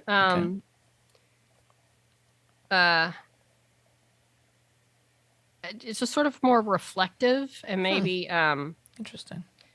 Yeah. What's his name? His sidekick guy. What's his name? Who was on all the like from the first one, his friend that like who's sort of his guide. Yeah, he's in it. Oh, great. Wow. And they show scenes of him. He's still like as a professor, and it sounds like I feel like he said something like, my time has passed, blah blah blah. And I think there's probably a lot of reflection on his past. And there was a costume. They had their costumes there, and there's one that people have said looks like one of the original bad guys from Raiders of the Lost Ark, where one of the guys who's like face melts or something. He was like in the all black who like holds the staff of Ra, the little thing in his hand, and it burns into he's got the hat and the glasses. Yeah. Someone said that costume looked like his, so they're like, I think there's a time travel rumor, so I don't know if there's really time travel or just looking back. We talked about that. So there could be some kind of time travel going on. But Harrison sounds he's excited. He doesn't get excited about movies usually. No, and he's was pretty low key. He said he seems very excited about this. It seems like more of a return to the original than that's awesome. The last one was. I'm really glad to hear that. Me too. I'm just so hyped for it. Excited. I tell you, and you know what? If I'd seen anything Indiana Jones 5 for sale, I would have I would have been all over it. Or Andor, but there was nothing. Like there was nothing you can go by. Like, hey, a cool new poster for Andor or something, or anything from Indiana Jones 5. And I was hoping they would have that as a giveaway at the end of the thing, but instead it was Avatar. So. Avatar. When does the Indiana Jones come out? Next June 30th, 2023. Okay. So it'll get here. I know. It'll fly. I swear, if there had been some weird overpriced Indiana Jones thing though yesterday, I'd have so gotten it. I think there is stuff for sale at like Downtown Disney that they've talked about already. I'm sure. So ready, because that's my man. That's my man. Well, thank you, Wendy. That's great. It sounds like a really good panel. It was fantastic. I was very happy to be there. I'll have to send you my tiny pictures where you can see. But it's him, and I saw him with my own eyeballs. That's him. Awesome. So, well, the end. We have another item to catch up on. It's a little show called A League of Their Own. Heard of it? Yeah. It's been pretty big this month. Yeah, that is true. So, you guys want to get into it? Let's get into it. We went over episode 1, 2, and 3 a couple weeks ago before our Labor Day COVID vacation. Yes. So I've got some. I was trying to go through and get some high level updates from 4, 5, and 6. Yeah. So that then we could cover 7 and 8 more in depth. Great. Then I just filled up like multiple sheets of paper. Right. So I feel like we should just let's get into it. See how it goes. It's worth it. The show is worth it. The last 2 episodes especially. I wouldn't want to rush through. Yeah, we could do those next week. Okay. All right. Maybe by then we'll know if there's a goddamn season 2. Right. God. Okay. So many things getting canceled. I know people are being very like, don't you dare cancel. That would be really upsetting. They got no money left after Lord of the Rings. $1 billion. Oh my God. Seriously. On a side note, I mean, I've been watching it. I like it. It's very pretty. I'm glad it exists, but I can't imagine $1 billion plus the naming rights, which were another like $275 million. I didn't know that. That's insane. Yeah. So that was just the production cost. That's insane. Wow. Okay. I mean, that's another episode. Again, I think every shot is probably a visual effect in some way. So yeah. We can talk about it later. Yeah. All right. Well, our team, Peaches, episode 4, called Your Face is Boring. I'm using the great recap from Autostraddle. Thank you, Autostraddle. It has kind of a guide. So if you want like the very, very, very in-depth breakdown, check out Autostraddle's A League of Their Own recaps. So once again, this is not an official A League of Their Own recap podcast. We will not touch on every single point here today. Maybe a deeper dive, episodes 7 and 8. And we'll probably get some stuff wrong. We might misspeak. Names, places, events, timelines, all wrong. But we do our best. And that's it. Okay. Okay, so the main theme here is the Peaches are going on a road trip this episode. They're going to basically, they think, woohoo, we're going to go stay in a nice hotel, get a little vacation. But they end up being placed in a convent. Perfect.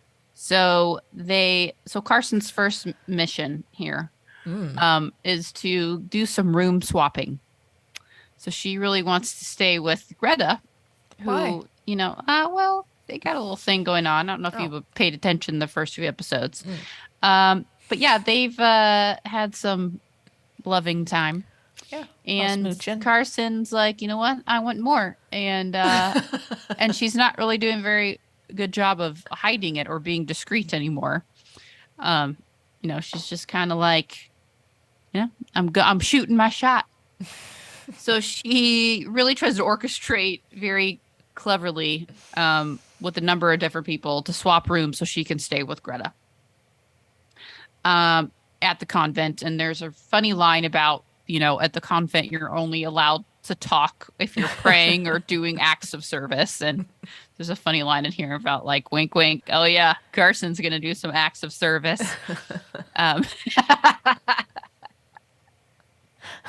Anyway, moving on. Again, high level overview. Clance, our favorite. Clance, she got a job at the Screw Factory too. Yes. So lots of fun to be had with Max and Clance, both working at the Screw Factory. Yeah. The more they're together, the better. Mm-hmm. Like they just need to be in the same scene just together all the time. Yeah, and at later down the road, but I'll just put it here. Max and Clance run into Gracie, who we're going to get to know later. But right now they just meet a lovely woman named Gracie, who they hit it off with. Yeah, seems cool. Throwing that out there. Yeah. All right. So back on the Peaches. So mid-game doesn't go well for the Peaches. Dove just like walks off the field. He gets in a little something that the girls kind of see off to the side during the game. Yeah. And kind of just leaves. And everyone's kind of like, what the hell? So Carson and Lupe kind of decide they're going to be like co-coaches and we're going to figure this thing, basically Dove left us. But there's a lot of friction going on, Mm-hmm. There are like lights, the away team's playing dirty. They're like, the bright lights are being shined in their face whenever they're, in the outfield or whatever they're in the thing. So it's lots of things going on. They end up having to like forfeit the game. Is it at this point where there's a brawl or is it another game? I think at this game, they have like their own a brawl between them, the Peaches. Yeah. And basically it becomes a big deal later on. Yeah. But we I think you're right. The brawl leads to the forfeit. Yeah. So basically it kind of starts with Carson and Lupe disagreeing on some things and escalates from there. And that kind of comes back into play later as far as how this brawl got started and who was blamed for it. Mm-hmm. Meanwhile, back at the Screw Factory, Max says, you know what? I'm going to shoot my shot. Carson's busy shooting her shot with the ladies. I'm going to shoot my shot and I'm going to go show those guys how it's done on the out on the pitching field. She goes, this is my chance. I got to go out there. So she goes out there. She's going to basically demand to get her tryout. Yeah. She goes out there with pay stub in hand saying, I bet 2 weeks wages then that y'all can't hit off me. And I'm going to strike you out. You're all going to be wowed by my greatness. And she slams the check on the ground. She goes out there and everyone's like, oh my God, this girl. All right. Well, whatever. Let's go out there. Let's get her money. And you're like, all right, this is her chance. Max is going to do it. She's going to show all these guys. It's going to be so great. Good. Throws that first pitch. Not so good. The guys hit off of her pretty easily. Yeah. Should call it a complete meltdown of sorts. Completely. Kind of a fail. Fail. Epic. Epic fail. Basically they're like, come on, honey. You just, not gonna have any money left. Just pick up your paycheck. Yeah, take go. your check. Yeah, and And go. just go. So, needless to say, Max is like Devastated. epic. Yeah. Just Doesn't know what to heartbreaking. do, has to, of course, go tell Clance 'cause it's all about baseball, and then goes to see Clance. And Clance is basically like, do you not know what I'm going through? Right now, you come over here to talk about baseball. Do you know what I got going on over here? So, of course, Max feels really bad about that. Yeah. She gives another great apology because Max is really great at apologies. Take book out of the apology, Yes. page out of the apology book on learning for all of us how to apologize the right way. So Clance goes back in and she's talking with her husband, Guy. And, Guy is preparing to have to go off to war. It's his last night before he leaves. Yeah. So he's just kind of, little off. It's very tense. And he finally just breaks down and he kind of sits on the floor and, he just says, I'm scared. And there's such a line in there. It says like, I'm scared I'm going to lose my glasses. I don't know, and Clance is there and they're crying. And it's just a really good scene, and I remember Wendy, you mentioned this too, like after you had seen it, because I saw all this before both of you, but so I didn't want to say anything about these like really great scenes that stood out to me. It was just a good example of, here we have a straight couple in this show, right? And it was just as powerful and intriguing to me to watch their relationship. And it just goes to show that if the writing's good, if the scene delivers and the actors, like, who cares what, Exactly. it's a gay couple, straight couple. You could relate to them in that moment. Relatable. Yeah. Yeah. So with that, so Max still is having her meltdown and she basically goes and meets up with Carson again after their epic meltdown. So they both had epic meltdowns. And now Max is basically saying, hey, you remember me? Well, I remember you. And I remember what you did. So I said I wasn't going to do anything, but, I might. So you better come with me because I got something I need you to do for me. And of course, Carson's like, oh, okay. Yeah. Okay. Whatever. Sure. Yeah. So they, they go and have, they have a little catch, or they play a little catch. She's basically like, you be my, you got to catch for me. Right. Because she's got to throw a baseball. She's got to see like, oh God, did I totally lose it? And Carson's like, well, it seems like you got the yips, She's like, yeah, I blew it. So that was kind of that time that we see them have, their time together. So that is the high level update recap for episode 4. Now we're moving on to episode 5. All right. So Max and Carson playing catch. She needs to prove she's good. She's still having the freak out. She kind of just runs away. From the situation. And then the next day, she just kind of decided, maybe I'll just be done with baseball now. Yeah, I don't need it. I'm done. I'm fine. And so the next day, there's a really cute scene where Max and Clance back at the screw factory, they show up so that, now Guy has left for war and Max has had her epic meltdown. So they show up and they decide that everything's going to be fine. How are you? I'm fine. Everything's fine. I'm just peachy. Everything is just fine. So they go around and they're like, I'm fine. How are you? It's very cute. And clearly everything is not fine. No, their lives are falling apart. Yeah. And then, at this point is when they meet Gracie. So I kind of jumped ahead a little bit. But so the fight that occurred in the previous episode has made front page news. Their brawl, the ladies' brawl. Right. They have disgraced themselves. Disgraced ladies everywhere. And everyone is blaming Lupe for the fight. And there's a little profiling going on there. A little, yeah. So basically, and this plays a lot into it, and as to why Lupe doesn't, she just fine sitting it out from here on out because she's like, F this, blame for this, not fair. No. And so, but a lot of people just think she's kind of being difficult or, just, why doesn't she want to come back? What's her problem? But there's more going on there. Mm-hmm. So meanwhile, we have Shirley, your favorite character, Wendy, who was pretty sure now I do like Shirley. She's goofy. that Joe is a queer. And she can't have this because being queer is contagious. It's contagious. You know. It gets around. And, I mean, she's right. Yeah. So she's a queer. She approaches Carson. She's like, Carson, you know what Joe is, right? She's, I figured it out. You know what she is, right?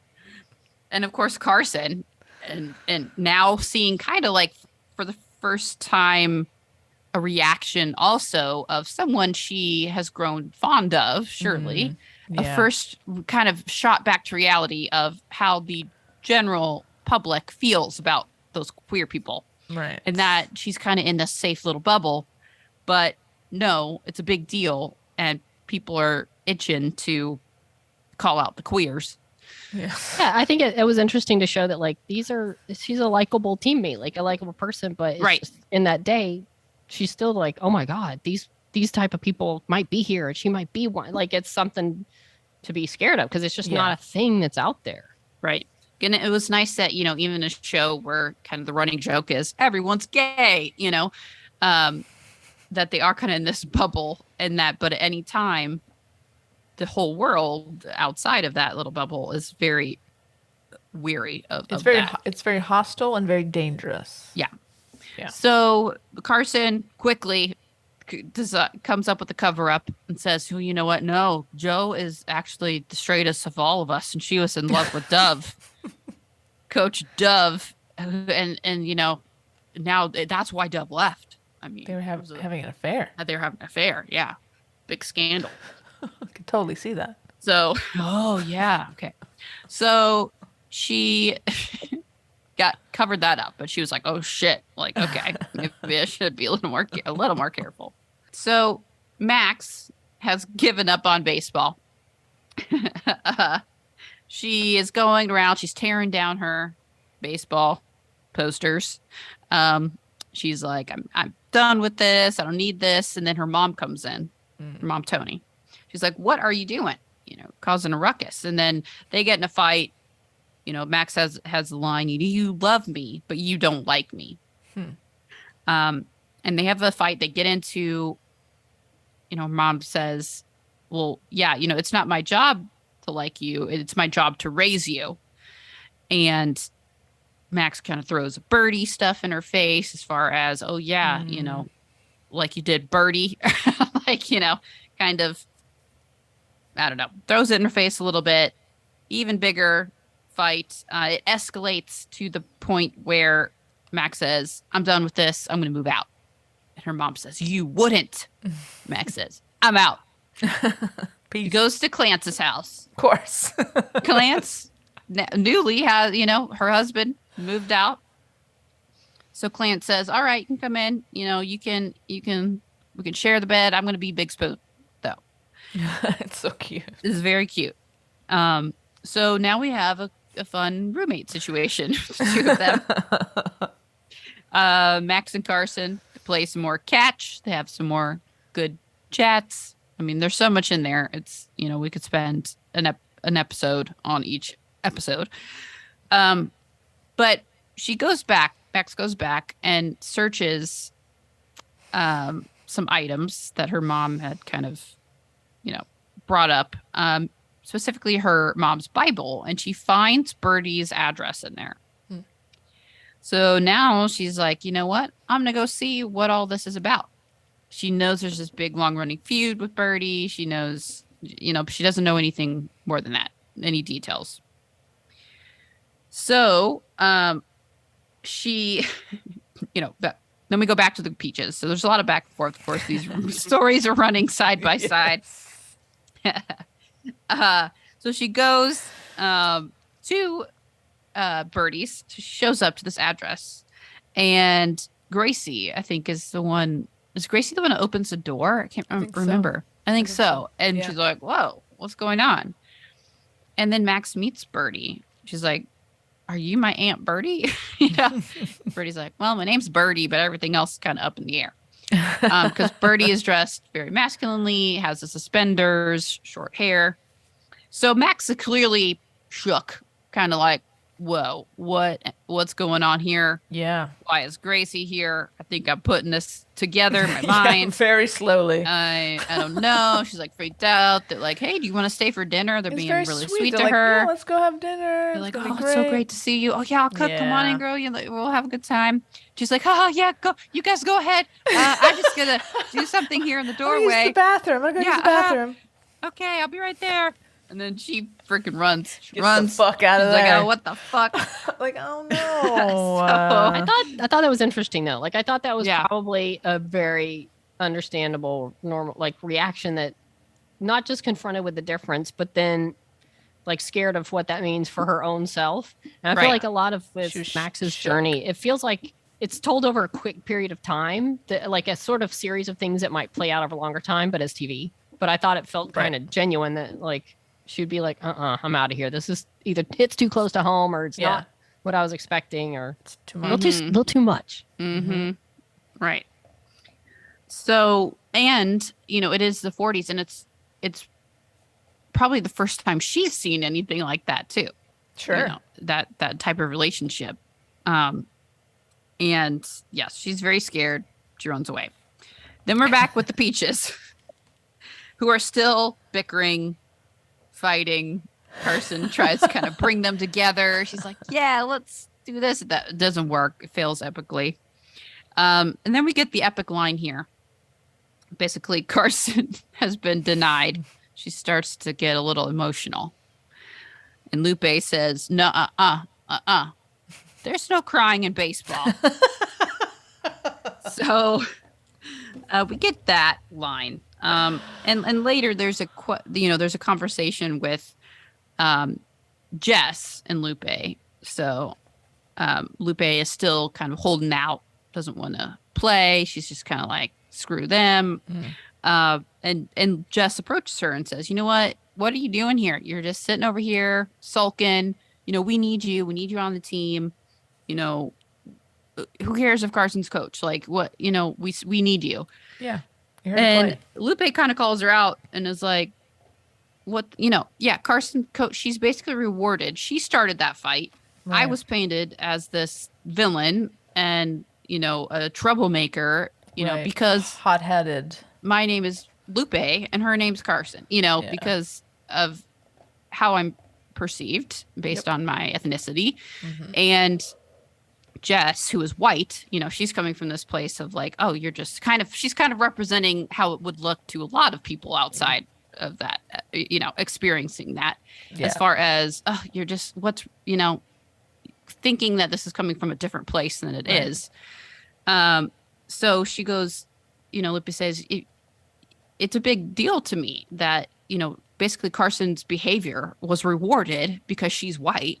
And she doesn't get in trouble for this, whereas my name is smeared and I get, vilified for this. And, do you think if it was the other way around, like that you would be saying this to me? And so it really, Jess kind of says, she admits, well, I didn't really think of it like that. I guess that you basically were blamed for something and everybody just went along with that. Everybody was just like, oh yeah, no, it was definitely her fault. Yeah, no question. And even Carson is so oblivious to that. So it really was a very thoughtful conversation. And so Jess kind of admitted, okay, I see your point. And I hadn't thought about it as most people hadn't thought about it that way. Mm-hmm. So I just thought that was a really well done scene as well. I agree. There's a lot of these moments where it's obviously very relatable to today, and but just really, really small on a scale. Like it's not a big baseball moment, but it's a little moment between two people just talking. There's just some really good writing on this show. Yeah. And how it goes so far right beyond baseball, but it plays into it so nicely. Yeah. So, back to Max. Max has fled the scene of Birdie and Gracie. She has fled back to her mother's salon. She's like, okay, I'm ready to be the daughter you've always wanted now. So can you style my hair? They have like a nice moment, and her mom does her hair. It's very sweet. Styles it very femininely. And then she's like, you know what? I'm going to go shoot my shot with Gary. I'm going to go see what this is all about. So she shows up over at Gary's house. She's like, Gary, I'm here. I'm ready. Gary's dreams came true. I'm ready and willing. Gary. So her and Gary have the sex. I guess. And Max is unimpressed. She's just like, no. I got to get out of here. So she flees that scene. I mean, as well. it was like 5 seconds. Yeah, no, it wasn't impressive. That's for sure. Gary. Like, oh, that's it? Okay. He was caught by surprise. So then Max and Gary. Carson have another chat. This time, more kind of, they're starting to really kind of their friendship starting, to shine through here. They trust each more other. like, I enjoy your company rather than I'm going to blackmail you. So, yeah. And Max has a lot of questions for Carson about how can you have a husband? How can you want to be with how can you do this person and then have sex with that guy all the time and want to do it, Yeah. but also, and then Carson coming from a place is like, well, it's like, okay, like I'm not, they're just in two different places about just talking about their sexuality with men. It's very interesting. And I liked how they included that too, that you have a lot of different places on the spectrum as far as that as well. And, so they just talk a lot about their relationships and, that was a really great scene. I really, there's so many things, on the show, man. So finally the, Peaches win. They win. Thank God. The kind of coming back together a little bit, but the real win here is that Max goes back to Birdie's. She's like, my bad. I'm sorry. Sorry about that. There was a little mix up. There was like a mix up and I thought I had to go, but I really didn't. And Max says, you know what? I think I want another haircut. And so this time, instead of her mom cutting her or fixing her hair, Aunt Birdie says, Uncle Birdie says, I can do your hair too. I did hair as well for a long time. So Max gets a short hairdo. Yeah, looks good. Yeah. It is a good looking haircut. Yeah. Yeah, that's kind of how that episode ends. That you're like, oh no, what's her mama gonna think about this? At this point, this is when I was like, wow, I really kind of went into this thinking Max's story was going to be about baseball, about her being able to play baseball or not play baseball. And then when she like tanks her audition, her tryout, and then she's like, I'm giving up baseball, and then goes on this little self-discovery journey. I did not see that coming. So I was very intrigued by where they were taking this story.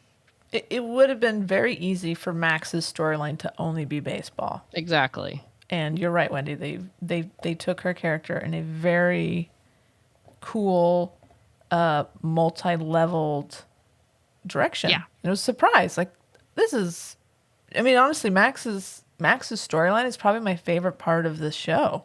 Right. One thing I was wondering, because she'd already been with the preacher's wife. So there was already a part of her that kind of knew what she was or what she wanted. But I guess, was it just the encounter with Birdie and seeing sort of what life real could be. life that made her question it? Like, do I want this life? I guess. Is this like, I guess, as far as a long-term sort of sustainable lifestyle, not just kind of having fun on the side with the preacher's wife, but then maybe in her mind thinking at some point I'll settle down whether I like it or not, but then seeing the possibilities made her kind of scared of what could be. Right. Taking that chance and being vulnerable and risking a lot to be happy. And yeah, she sees that you can do it. Yeah, she's going for it. So yeah, it that part really, when I started to realize, in episode like 4, 5, and 6, when it really hits you, like, oh no, she's not going to play baseball. Yeah, like, oh what? fuck. Because originally I was like, when we first meet her in the first episode, I'm like, but there were no black women in the league. Like, well, then that sucks. She's never going to be a Peach. And so it's very clearly like, oh no, they're on Carson and Max are on 2 different trajectories, but they're kind of together. You know what I mean? Like, but it's like, oh, she's never going to be a Peach. It's kind of a bummer. Yeah. But that's okay because all this other shit happens. Right. And then it's like, oh, she's not going to play baseball. That's a bummer. And like, exactly. Oh no, then there's all this. Oh no, she's totally going to play. Yeah. Yeah. Oh, cool. Yeah. And which I was saying last time, like with her story, it's basically her and Clance and their family. So they can get kind of more in depth with their individual stories as opposed to like you've got Greta, Carson, and then like the other team, like more stories told sort of in a group form with their specific, mostly like Greta and Carson. But then there's so many other stories like life in general, the league, the relationships, but you can really get more in depth with Max and Clance because you're just focusing on the 2 of them. Exactly. It's not and again, now you've kind of taken baseball out of it a little bit. Yeah, more for sure. Personal stories. Yeah. Yeah. Very interesting. Wendy, do you have episode 6? I do indeed. I was like, oh shit, does she? I do. Well, yeah, I got it. Okay, great. So, they have just walked out of the theater from seeing Wizard of Oz. I feel like there's a scene here, Wizard of Oz, which apparently has lots of Friends of Dorothy tie-ins for this episode. They're walking out of the theater. Apparently, they get in trouble. They get in trouble if they wear pants outside of playing baseball. Yeah, they wear skirts, and they'll get fined for wearing pants. But they're looking at the odds. They're trying to make it into the playoffs. The odds are not good. We've got Estee's practicing her English. Yeah. She didn't get to go to the movies because she didn't know how to ask herself to go to the movies. And so Lupe like, forgot. You've had time. You you can learn this. And poor Estee's just like, I'm just trying to like live my life. I'm young and I don't know, but she's trying. And Lupe forgot to tell everybody else. That's true. That Estee wanted to go. Yeah. And then she gets mad at Estee for not being able to tell him. Yeah, not cool. But Sarge is finding Jess for wearing the pants, which comes back later in a scene later in the series. But yeah, so poor Jess is getting fined all the time. She's like, I'm wearing my pants. Exactly. I'm wearing my pants. All right, so this is the point of time where Carson overhears Sarge talking to the team manager, and finds out that Mr. Baker thinks the MLB may be shut down because of the war next year, and so they want the women's league to take over the ballparks. Right. So some of the other owners are going to come to the championship, and they want to make sure this baseball is good. So they start talking about the idea of trading the best players from the teams that aren't going to be in the playoffs to the playoff team, so they can have a high level baseball. No, I know. So you mean the only team isn't the Peaches? There's like 4 teams, so it's I guess only 2 teams make the playoffs. They're like, let's just pick the best players from the bad teams. I think each team needs their own show. That's what I think. Well, oh shit, that would be interesting. So right now, apparently the Peaches aren't that great.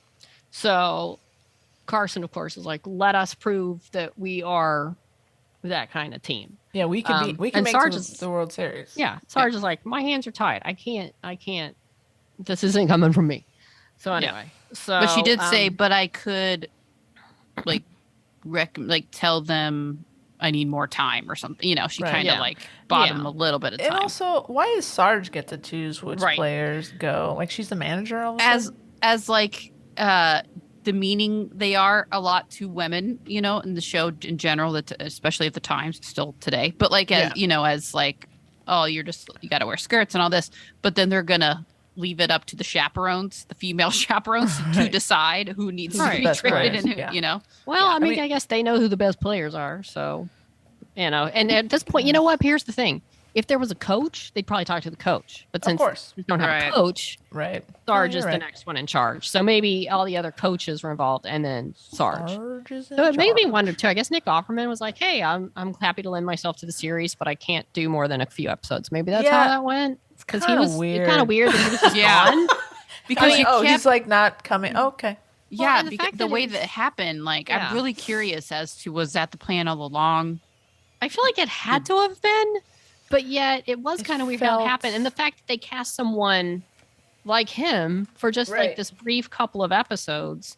And I feel like And- he could have easily, like, Carson chases him out to his car. Right, And, had that and she's like, scene. "Where are you going?" And he's like, "I got better things to do, kid. You're on your own." Even just like a little, You're right. There's Something. no closure. No, Yeah. I kept thinking he was going to come back because of that, but he Maybe didn't. maybe they shot it and they just didn't put it in. Maybe I don't Yeah. know. But no, Either you're way, right. it There was should kinda have weird. been that scene of like, why are you're abandoning us? Why? Like, yeah, that would have been Right. such a great scene. yeah, right. It would have been a good one too, Yeah. and a good send off to Nick. Yeah, he like could have okay, played that he's really not well. coming back. Right. Got it. Yeah, Yeah. and it could have been even more crushing blow to have that conversation in person. You know, Totally. Oh, Well, It kind of makes me wonder. Like I haven't really looked it up, but I maybe mean, fan I fiction we looked could it find. up. I Is there looked it up anything? because there was a lot of during the original Twitter fanboy hate of like, Yeah. oh, see, Nick Offerman didn't even want to stick around for more. He quit Oh my midway. Like a lot of like God. rumors starting, and I was like, did that happen? Like, did something happen? No. And of course, I looked. I couldn't find one thing. It just was like him doing press about how proud he was of the show and like Right. posting I about the show. yeah. I feel like he just So- lent him. It was a job, and he lent himself to like support it, but Yeah, it was- maybe they- wasn't able to commit. Or maybe Huh. that's all they wanted him for. Maybe they It could have they been. wanted Carson to be in that position. Because it And seems like not. you could have gotten for such a part that like kind of comes in and leaves like anybody. I mean, maybe there's a reason Yeah. you want to Right. be a part of it. Or Maybe you knew just a someone. little bit of closure scene, like Or closure, just you're something. right. Or even like hearing, Weird. because all you got to see is like you just saw some kind of like argument on the sidelines, right? And or then on he the just leaves. right. But even if you kind of heard them fighting back and forth a little bit, Right. but you can't even hear them really. Yeah. So It's odd. It Yeah. was odd. It happened in a weird way that made me think it wasn't done, but it was done. So Yeah. well, Max though is having a good time. She's bowling. She's out bowling with Gracie and Birdie. So she's back in the I feel okay about things. I'm gonna hang out with Yeah. you guys. We're gonna do some You guys, bowling. you guys are cool. and Birdie is completely passing as a male. Like Yeah. I'm pretty Oh, sure they're out and completely. about completely, and people just think that Birdie is male. Like no Yeah. question. So that is, I think, really adding to the, that whole bubble that Max is now in too. You know? Totally. Yeah. And so she's finding, a little bit more about, their life, how they live, how they They're just kinda like make us. it work. They're just So like us. They're weird. just like us. Sporting her haircut, and Birdie's got the suit and tie going on. Birdie looks good. Mm-hmm. Birdie's working it. So the person Birdie's talking to, Uncle Birdie, does that person know? Do they just think I don't think anybody knows Birdie? Do you think No. he- outside he's of their passing, right? circle of No, queer he's just friends, passing as, Yeah. as male. Yeah. Well, Which we know has happened since the beginning of time. Well, yeah, and the fact too that I don't think their brains couldn't comprehend. Yeah, any, it there's just no was like, way. yeah, Oh man, Birdie's a good dude. I know Birdie. Yeah. He's Birdie. a good guy. he makes suits. Yeah, great tailor. I feel like people have read fanfic. I know of person's fanfic from Xena that people would read that was definitely not platonic between Xena and Gabrielle, and people still commented how they were like they're just sisters. I feel like if people don't want to see something, they won't see it. Something, especially back in the day when Yep. it was so far fetched to think that could be a woman. Yeah, there's no way. Their mind could not even comprehend that was not Yeah. a man. So I think it was probably easier to kind of get away with just, Yeah.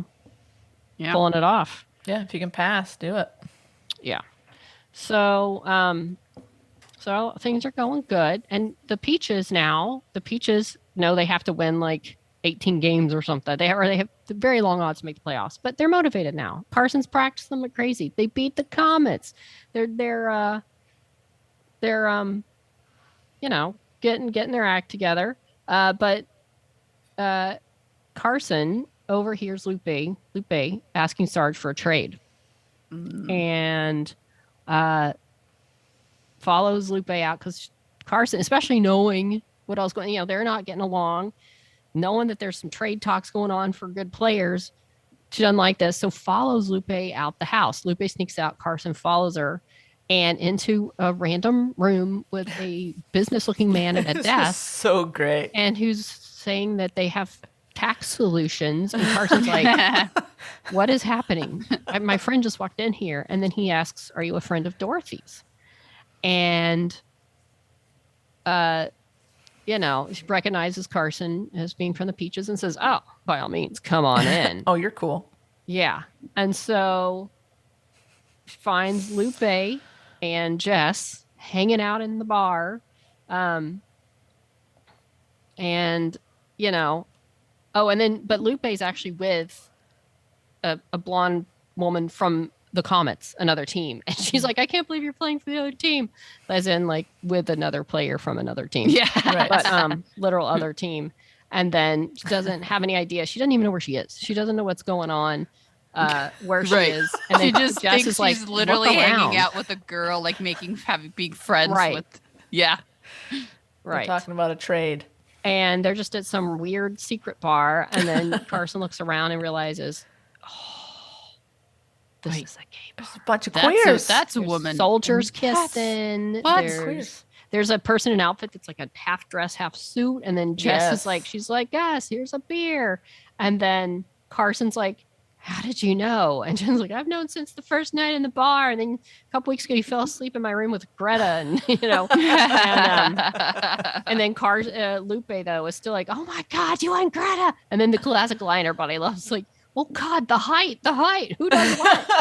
So cute. And it's almost That's like so immediately any problem with Lupe and Carson's just gone. Like that's like the moment they're like, oh, we're good. Yeah. It's pretty great. Meanwhile, Max and Clance are now seeing Wizard of Oz again with the Wizard of Oz theme. Although Clance is like, I ain't a fan, and saying it's a allegory for racist scapegoating, and Emerald City is Africa, and the entire comics industry is a nationalist patriotic propaganda. And so Clance is not happy about this movie or the subtext of it. So then they go home, and Uncle Bertie stops by. And Max is not happy about this. And so sends Clance, upstairs, like, let me handle this. And Bertie has come to bring Max a suit. Like Bertie wears a suit. But Max is like, and thinking they were all good, But Max is like, I'm not like you. And you need to get out of my house. And Bertie's like, dude, you come on a date with me and my wife. I can't even come in your house. You come into my house and eat my food. It's like, so again, she's kind of got that up and down, like, we're all good. But no, like, there's these lines that keep getting pushed. Like, hey, I'll go to your world, but you can't come to my world. Right. I can't be seen with you. But takes the suit. And then even Clance, comes out and says, I can see why your mom doesn't want her around. Yeah. And With that freak, right? I think Yeah. that's the point where That hurts. Clance calls Bertie a freak. A freak, which cuts Max and doesn't help Max probably be willing to be around Bertie or to even have anyone know that she spends time with Bertie. Yeah. Brutal. So we go back to the bar, and this is where Carson meets the one and only Rosie O'Donnell, who's the bar owner. And Rosie's got a wife who finds, and Carson's like, wait, how does this even work? And I guess they're obviously not technically married, but unofficially, that's her wife. And I feel like, was it this episode where Rosie mentions that they'd been shut down at various places, and this is like a new bar? Right. It was just kind of in their first conversation that Carson's like, how does this place real? Yeah. And Rosie's like, well, it's a sixth place we've been in, but we've been here for a while, and Viv. don't get too comfortable though. Viv. Yeah. Yeah, exactly. And I love how then Viv says, "I can't believe they make you guys play in skirts." But, Rosie would know. Very cool. Very fun. But anyway, so but then the next, then Carson, it gets Carson's mind going, wants to take Greta out to this bar. They can be themselves in this bar. But instead they just, go out for pizza. Greta takes Carson out for pizza. God. So they can Pizza. hang First out. time Carson's ever had pizza. I know. Carson's It's so good. excited. By the way, the Peaches, they're on a win streak, and no one's changing their underpants or their socks. Or some people aren't changing underpants or socks because they can't break the streak. So baseball's going good though. Baseball's going good. They got 2 more games to go. 2 more games to go till they maybe make and win and get in the playoffs. Yeah. And Carson asked Greta for a bet. So if they win those last 2 games, Greta has to go to the bar. I feel like that's not going to end well. Meanwhile, Max opens up the box from Uncle Bertie, and puts on the suit. Looking sharp. Looks sharp. good. Good looking suit. Mac's like, I'll give it a try. Yeah. See. So then Max decides to go over and go to the Peaches locker room, hang out with her new buddy, Carson. At this time, Max wants to know what's it like being with her, which I guess, I don't know if, did Max, because Max saw them originally kissing. Yeah, So yeah. Max basically wants to know what's it like being with her compared to your husband. And Carson's kind of like, with the husband, it's fine. I mean, I love him. It's fine. It's like bread, but bread is pizza. But pizza is better. Which again, Max has been with a woman. Like, it's not like she hasn't been. Which I thought, I don't know. I guess it would be. I think she was thinking more of like, can I be with a man and be quote normal? Okay, like, right, can you? long-term. Yeah. Well, but so she's still. I mean, and the good thing, I like that she trusts Carson enough to go. And I like that's kind of the spinoff of these meetings, that they're their first chance where Max saw her and Greta, and it kind of led to all this and her being able to know that, like, I can ask you these things because you're in the same boat. Like, you could get in trouble for this. And I also think it's really nice, clearly her and Clance are like sisters and like the best. I just love watching their friendship because it just reminds me of how my close friendships and just how, having that person that's your family, and just how well they hit it up. But it's so interesting that, but when you have this part of you, this queer part of you, that even though they built it up like they are as close as you can be, but there's still part of Max that knows that she can't go there yet with Clance. Yeah. And how sad that is, that like, even that, we still don't know how Clance will respond. True. But then having to, and how important the queer friendship is in that, and building that with Max and Carson, to have that person that you can talk about those things with. Yeah. When, even though you do have close friendships, there's always going to be that hesitation, especially at first, like to go there, and having that other person, how important the queer friendship is, not a relationship, but the queer friendships in general. Right. Because no matter how much your non-queer friend loves and supports you, it's not the same. They can't completely understand what you're going through. Let alone like back then when it was like, Clance was like, oh yeah, she's a freak. And like, just like even today, like if you don't have queer friendships, you're missing out on that communal, other people's experience. And like, it's so important to have queer friendships. Yeah. And how they're equally important, that it doesn't take away anything from a straight friendship with your straight friend or whatever, it's just so important to have that support. And I just love how all these things, it's like, we think like, oh, especially back then. But then you think, well, especially today too, Yeah, and how meaningful it still is, and how it just transcends time. Yep. very important. And I like that they have these friendships on this show of plenty of characters that just are friends.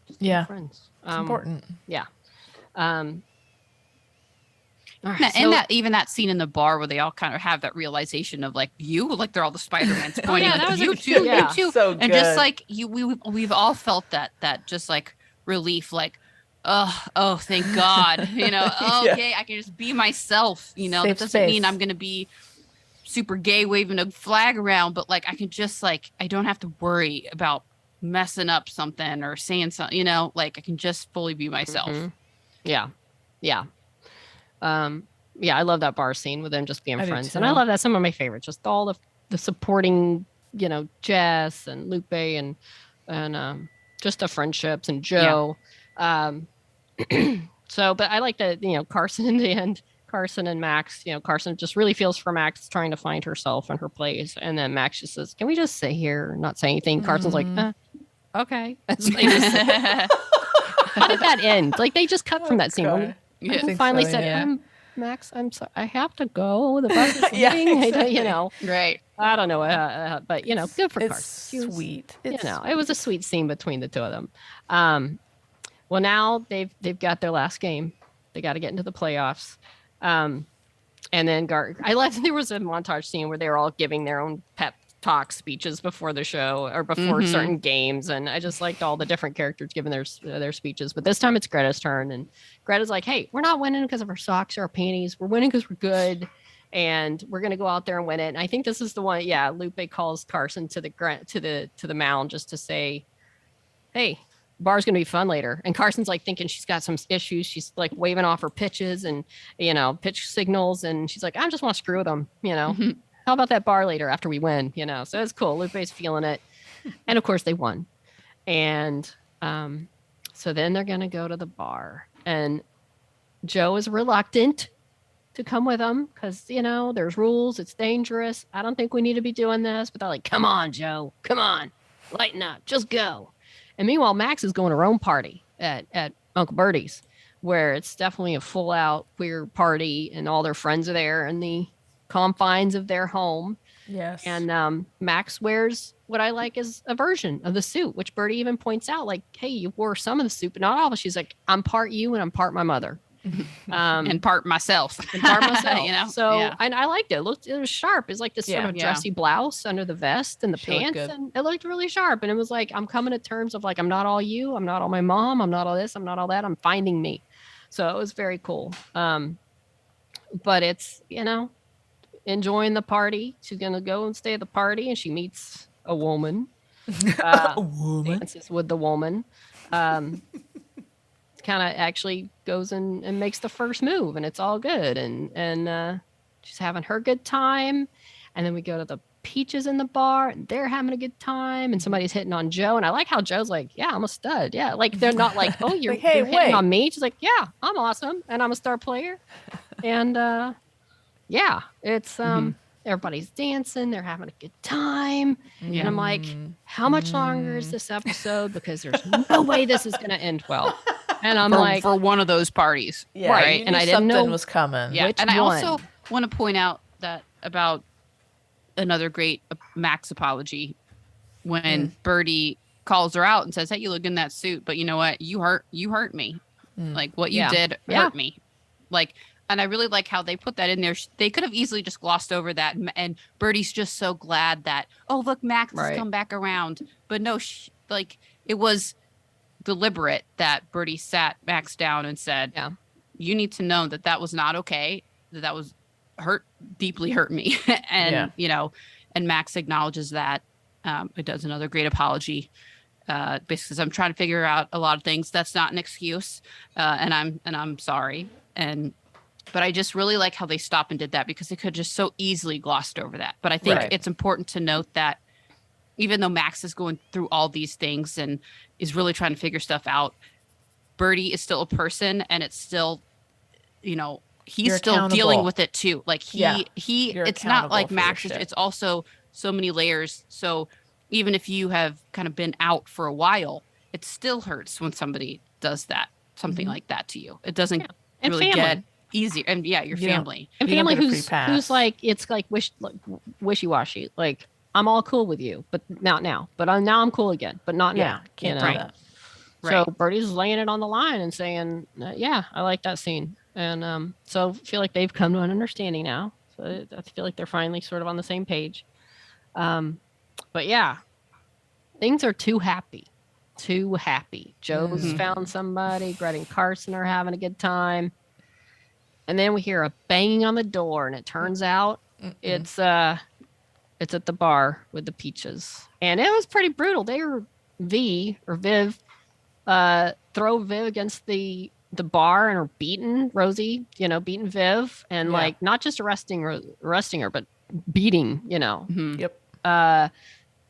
Greta and Carson go off one way, and they're trying to get Joe to come, but the woman Joe met is pulling Joe the other direction, so they get split up. Greta and Carson ends up sneaking into a movie theater that's playing Wizard of Oz, and then Joe, you don't know where Joe goes. But the episode ends with them sitting in the movie, just looking very shaken, traumatized, and concerned, and traumatized. And as because I was going to only watch that episode and then go to bed, and then I was like, well, I gotta watch the first part of episode 7 now. We'll see what happens. Right. But yeah, it was definitely not surprised that it happened. But especially when Viv had mentioned earlier that they'd been shut down and raided, but now they felt okay and they got this place and everything's good. Like, no. I figured either the home or the club was getting raided. And it was the club. So I'm kind of glad it was the club and not the house. Yeah, you know what I mean? right. I feel like it the house would would have have been a bad scene. Oh, even yeah. worse. Oh, yeah. Big and I feel bad, like it's more legit that they would have found a club before someone's personal home. Exactly. I would think. So it made sense that it was the private club. They're doing whatever they want Especially to do. given the history of if they'd had other clubs, maybe they were being watched, that kind of thing. Seeing people going into this random building. Totally. So I get that. Which, and it, of course, story-wise, it had more of an impact as far as the results. Yeah, what happens Things to that the came team from and, it. I mean, the other one would have had an interesting aftermath too, but you knew somebody's getting raided because it was too many happy people and living their best lives. So they weren't just going to go home. No. So anyway. There's a lot. There's this story. I mean, for just like, oh, good, it's going to be League of Their Own, but TV version. Like they're covering a lot of topics. And this episode really kicked it up for me. This was when I was like, right, yeah, I like the show. Yeah, it's surprising me in a lot of ways. But this time I was like, they're really like going in deep into stuff, and I really like the Birdie Max interactions. I really like another point where Max and Carson were having their conversation about men. They also got into basically Max saying like, I don't feel like Uncle Birdie, and I don't, there's got to be, I know I like pizza, but I don't know if I'm Uncle Birdie. Right. There's got to be another word that was mentioned. Like basically, what kind of lesbian are you? There's got to be a word, and really exploring like the different type, the spectrum of being queer or lesbian, and the different types of lesbians, and really even then just her really questioning like, well, am I, because I don't think I'm Birdie, like I don't know if that's kind of where I want to go, but I'm also not like Greta, like I don't, like, where are we? Like we're kind of in between, like what, and even with Carson, like, well, I don't like hate men, like I don't hate being with them, but like I clearly love Greta, like want to, but really it's exploring that all of those in between, not just one extreme or the other, right? Just really questioning, where do I fall? Is there a word for me? And then even mentioning that line about, I think we need to maybe there needs to be a new word for what I am, where I fall on there. So now, there are a lot of scripters. So, yeah, it's great. Beyond the butch and femme. I'll just say that, beyond, like what, like, I'm not even get into that. Yeah, because I mean, even in I think it was the first episode, there's a second maybe, that you find out Max is with the preacher's wife. And so you're like, okay, she's gay. That's part of the story. That and baseball. Right. But then you're like, oh no, it's going all sorts of different just- ways and yeah. covering all sorts of different so topics much- with Max. They just and- have all these conversations that haven't been had before that you've seen, you know? Mhm. And the fact that it takes place in the 40s is even like, it's like, Right. oh no, completely relatable. Mm-hmm. Completely relatable. Yeah. 2 more episodes left. Good Ah, stuff. Good So stuff. much going on. So good. I hope there's a season 2. Come on. I wonder what their timeline is for announcing that kind of thing. Well, he did say at that panel we watched that, at least a month for them to get their numbers or whatever okay. they say about that, but who knows? Then they have Rings of Power coming out the next 2 weeks after theirs premiered. So they're like the number 1 till Rings of Power came out. Sure. Will even mentioned that, the showrunner, basically saying, well, we don't expect to continue being number 1 after Rings of Power, but it was a good run. I feel like a lot of number, especially when you get released all at once like they do. I mean, if you're Yeah. sustaining week to week, I can see how people are watching the first episode, rewatching, waiting for the next one, telling their friend. But this one's like it all comes out, everybody watches it, and then if you've Kinda got, I dies know a out, lot yeah. of people have, it kind of dies out. The next thing takes its place, and I know this has Yeah. gotten some rewatches, but probably from certain parts of the audience. But I mean, and I don't even a show I love. I don't normally go back and just want to rewatch that right now. It's like I watched it, it's done, and what's next? Now I'm watching On to the like that. next. I watched all Yeah. this. Now I'm watching Rings of Power. So I don't know what kind of how they judge all that. I mean, Yeah. I feel like almost any series, if you just, of course, Rings of Power though they're doing weekly.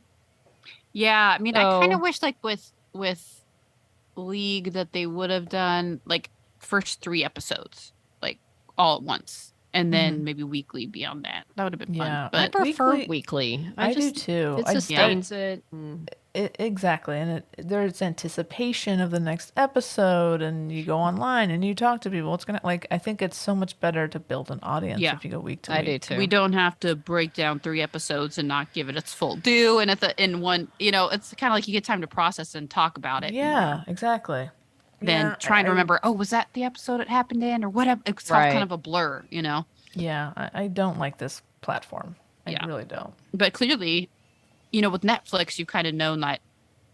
Well, did they release all the Stranger Things at once, or was that released weekly? That was, they did it all at once. Two different parts all at They once. usually do all at once, but then like HBO is always weekly, Yeah. and then Amazon, some things are weekly, but Mm-hmm. it just seemed like for them they would have released it, but Yeah. I don't know. Maybe Maybe they didn't want it to be competition with. yeah.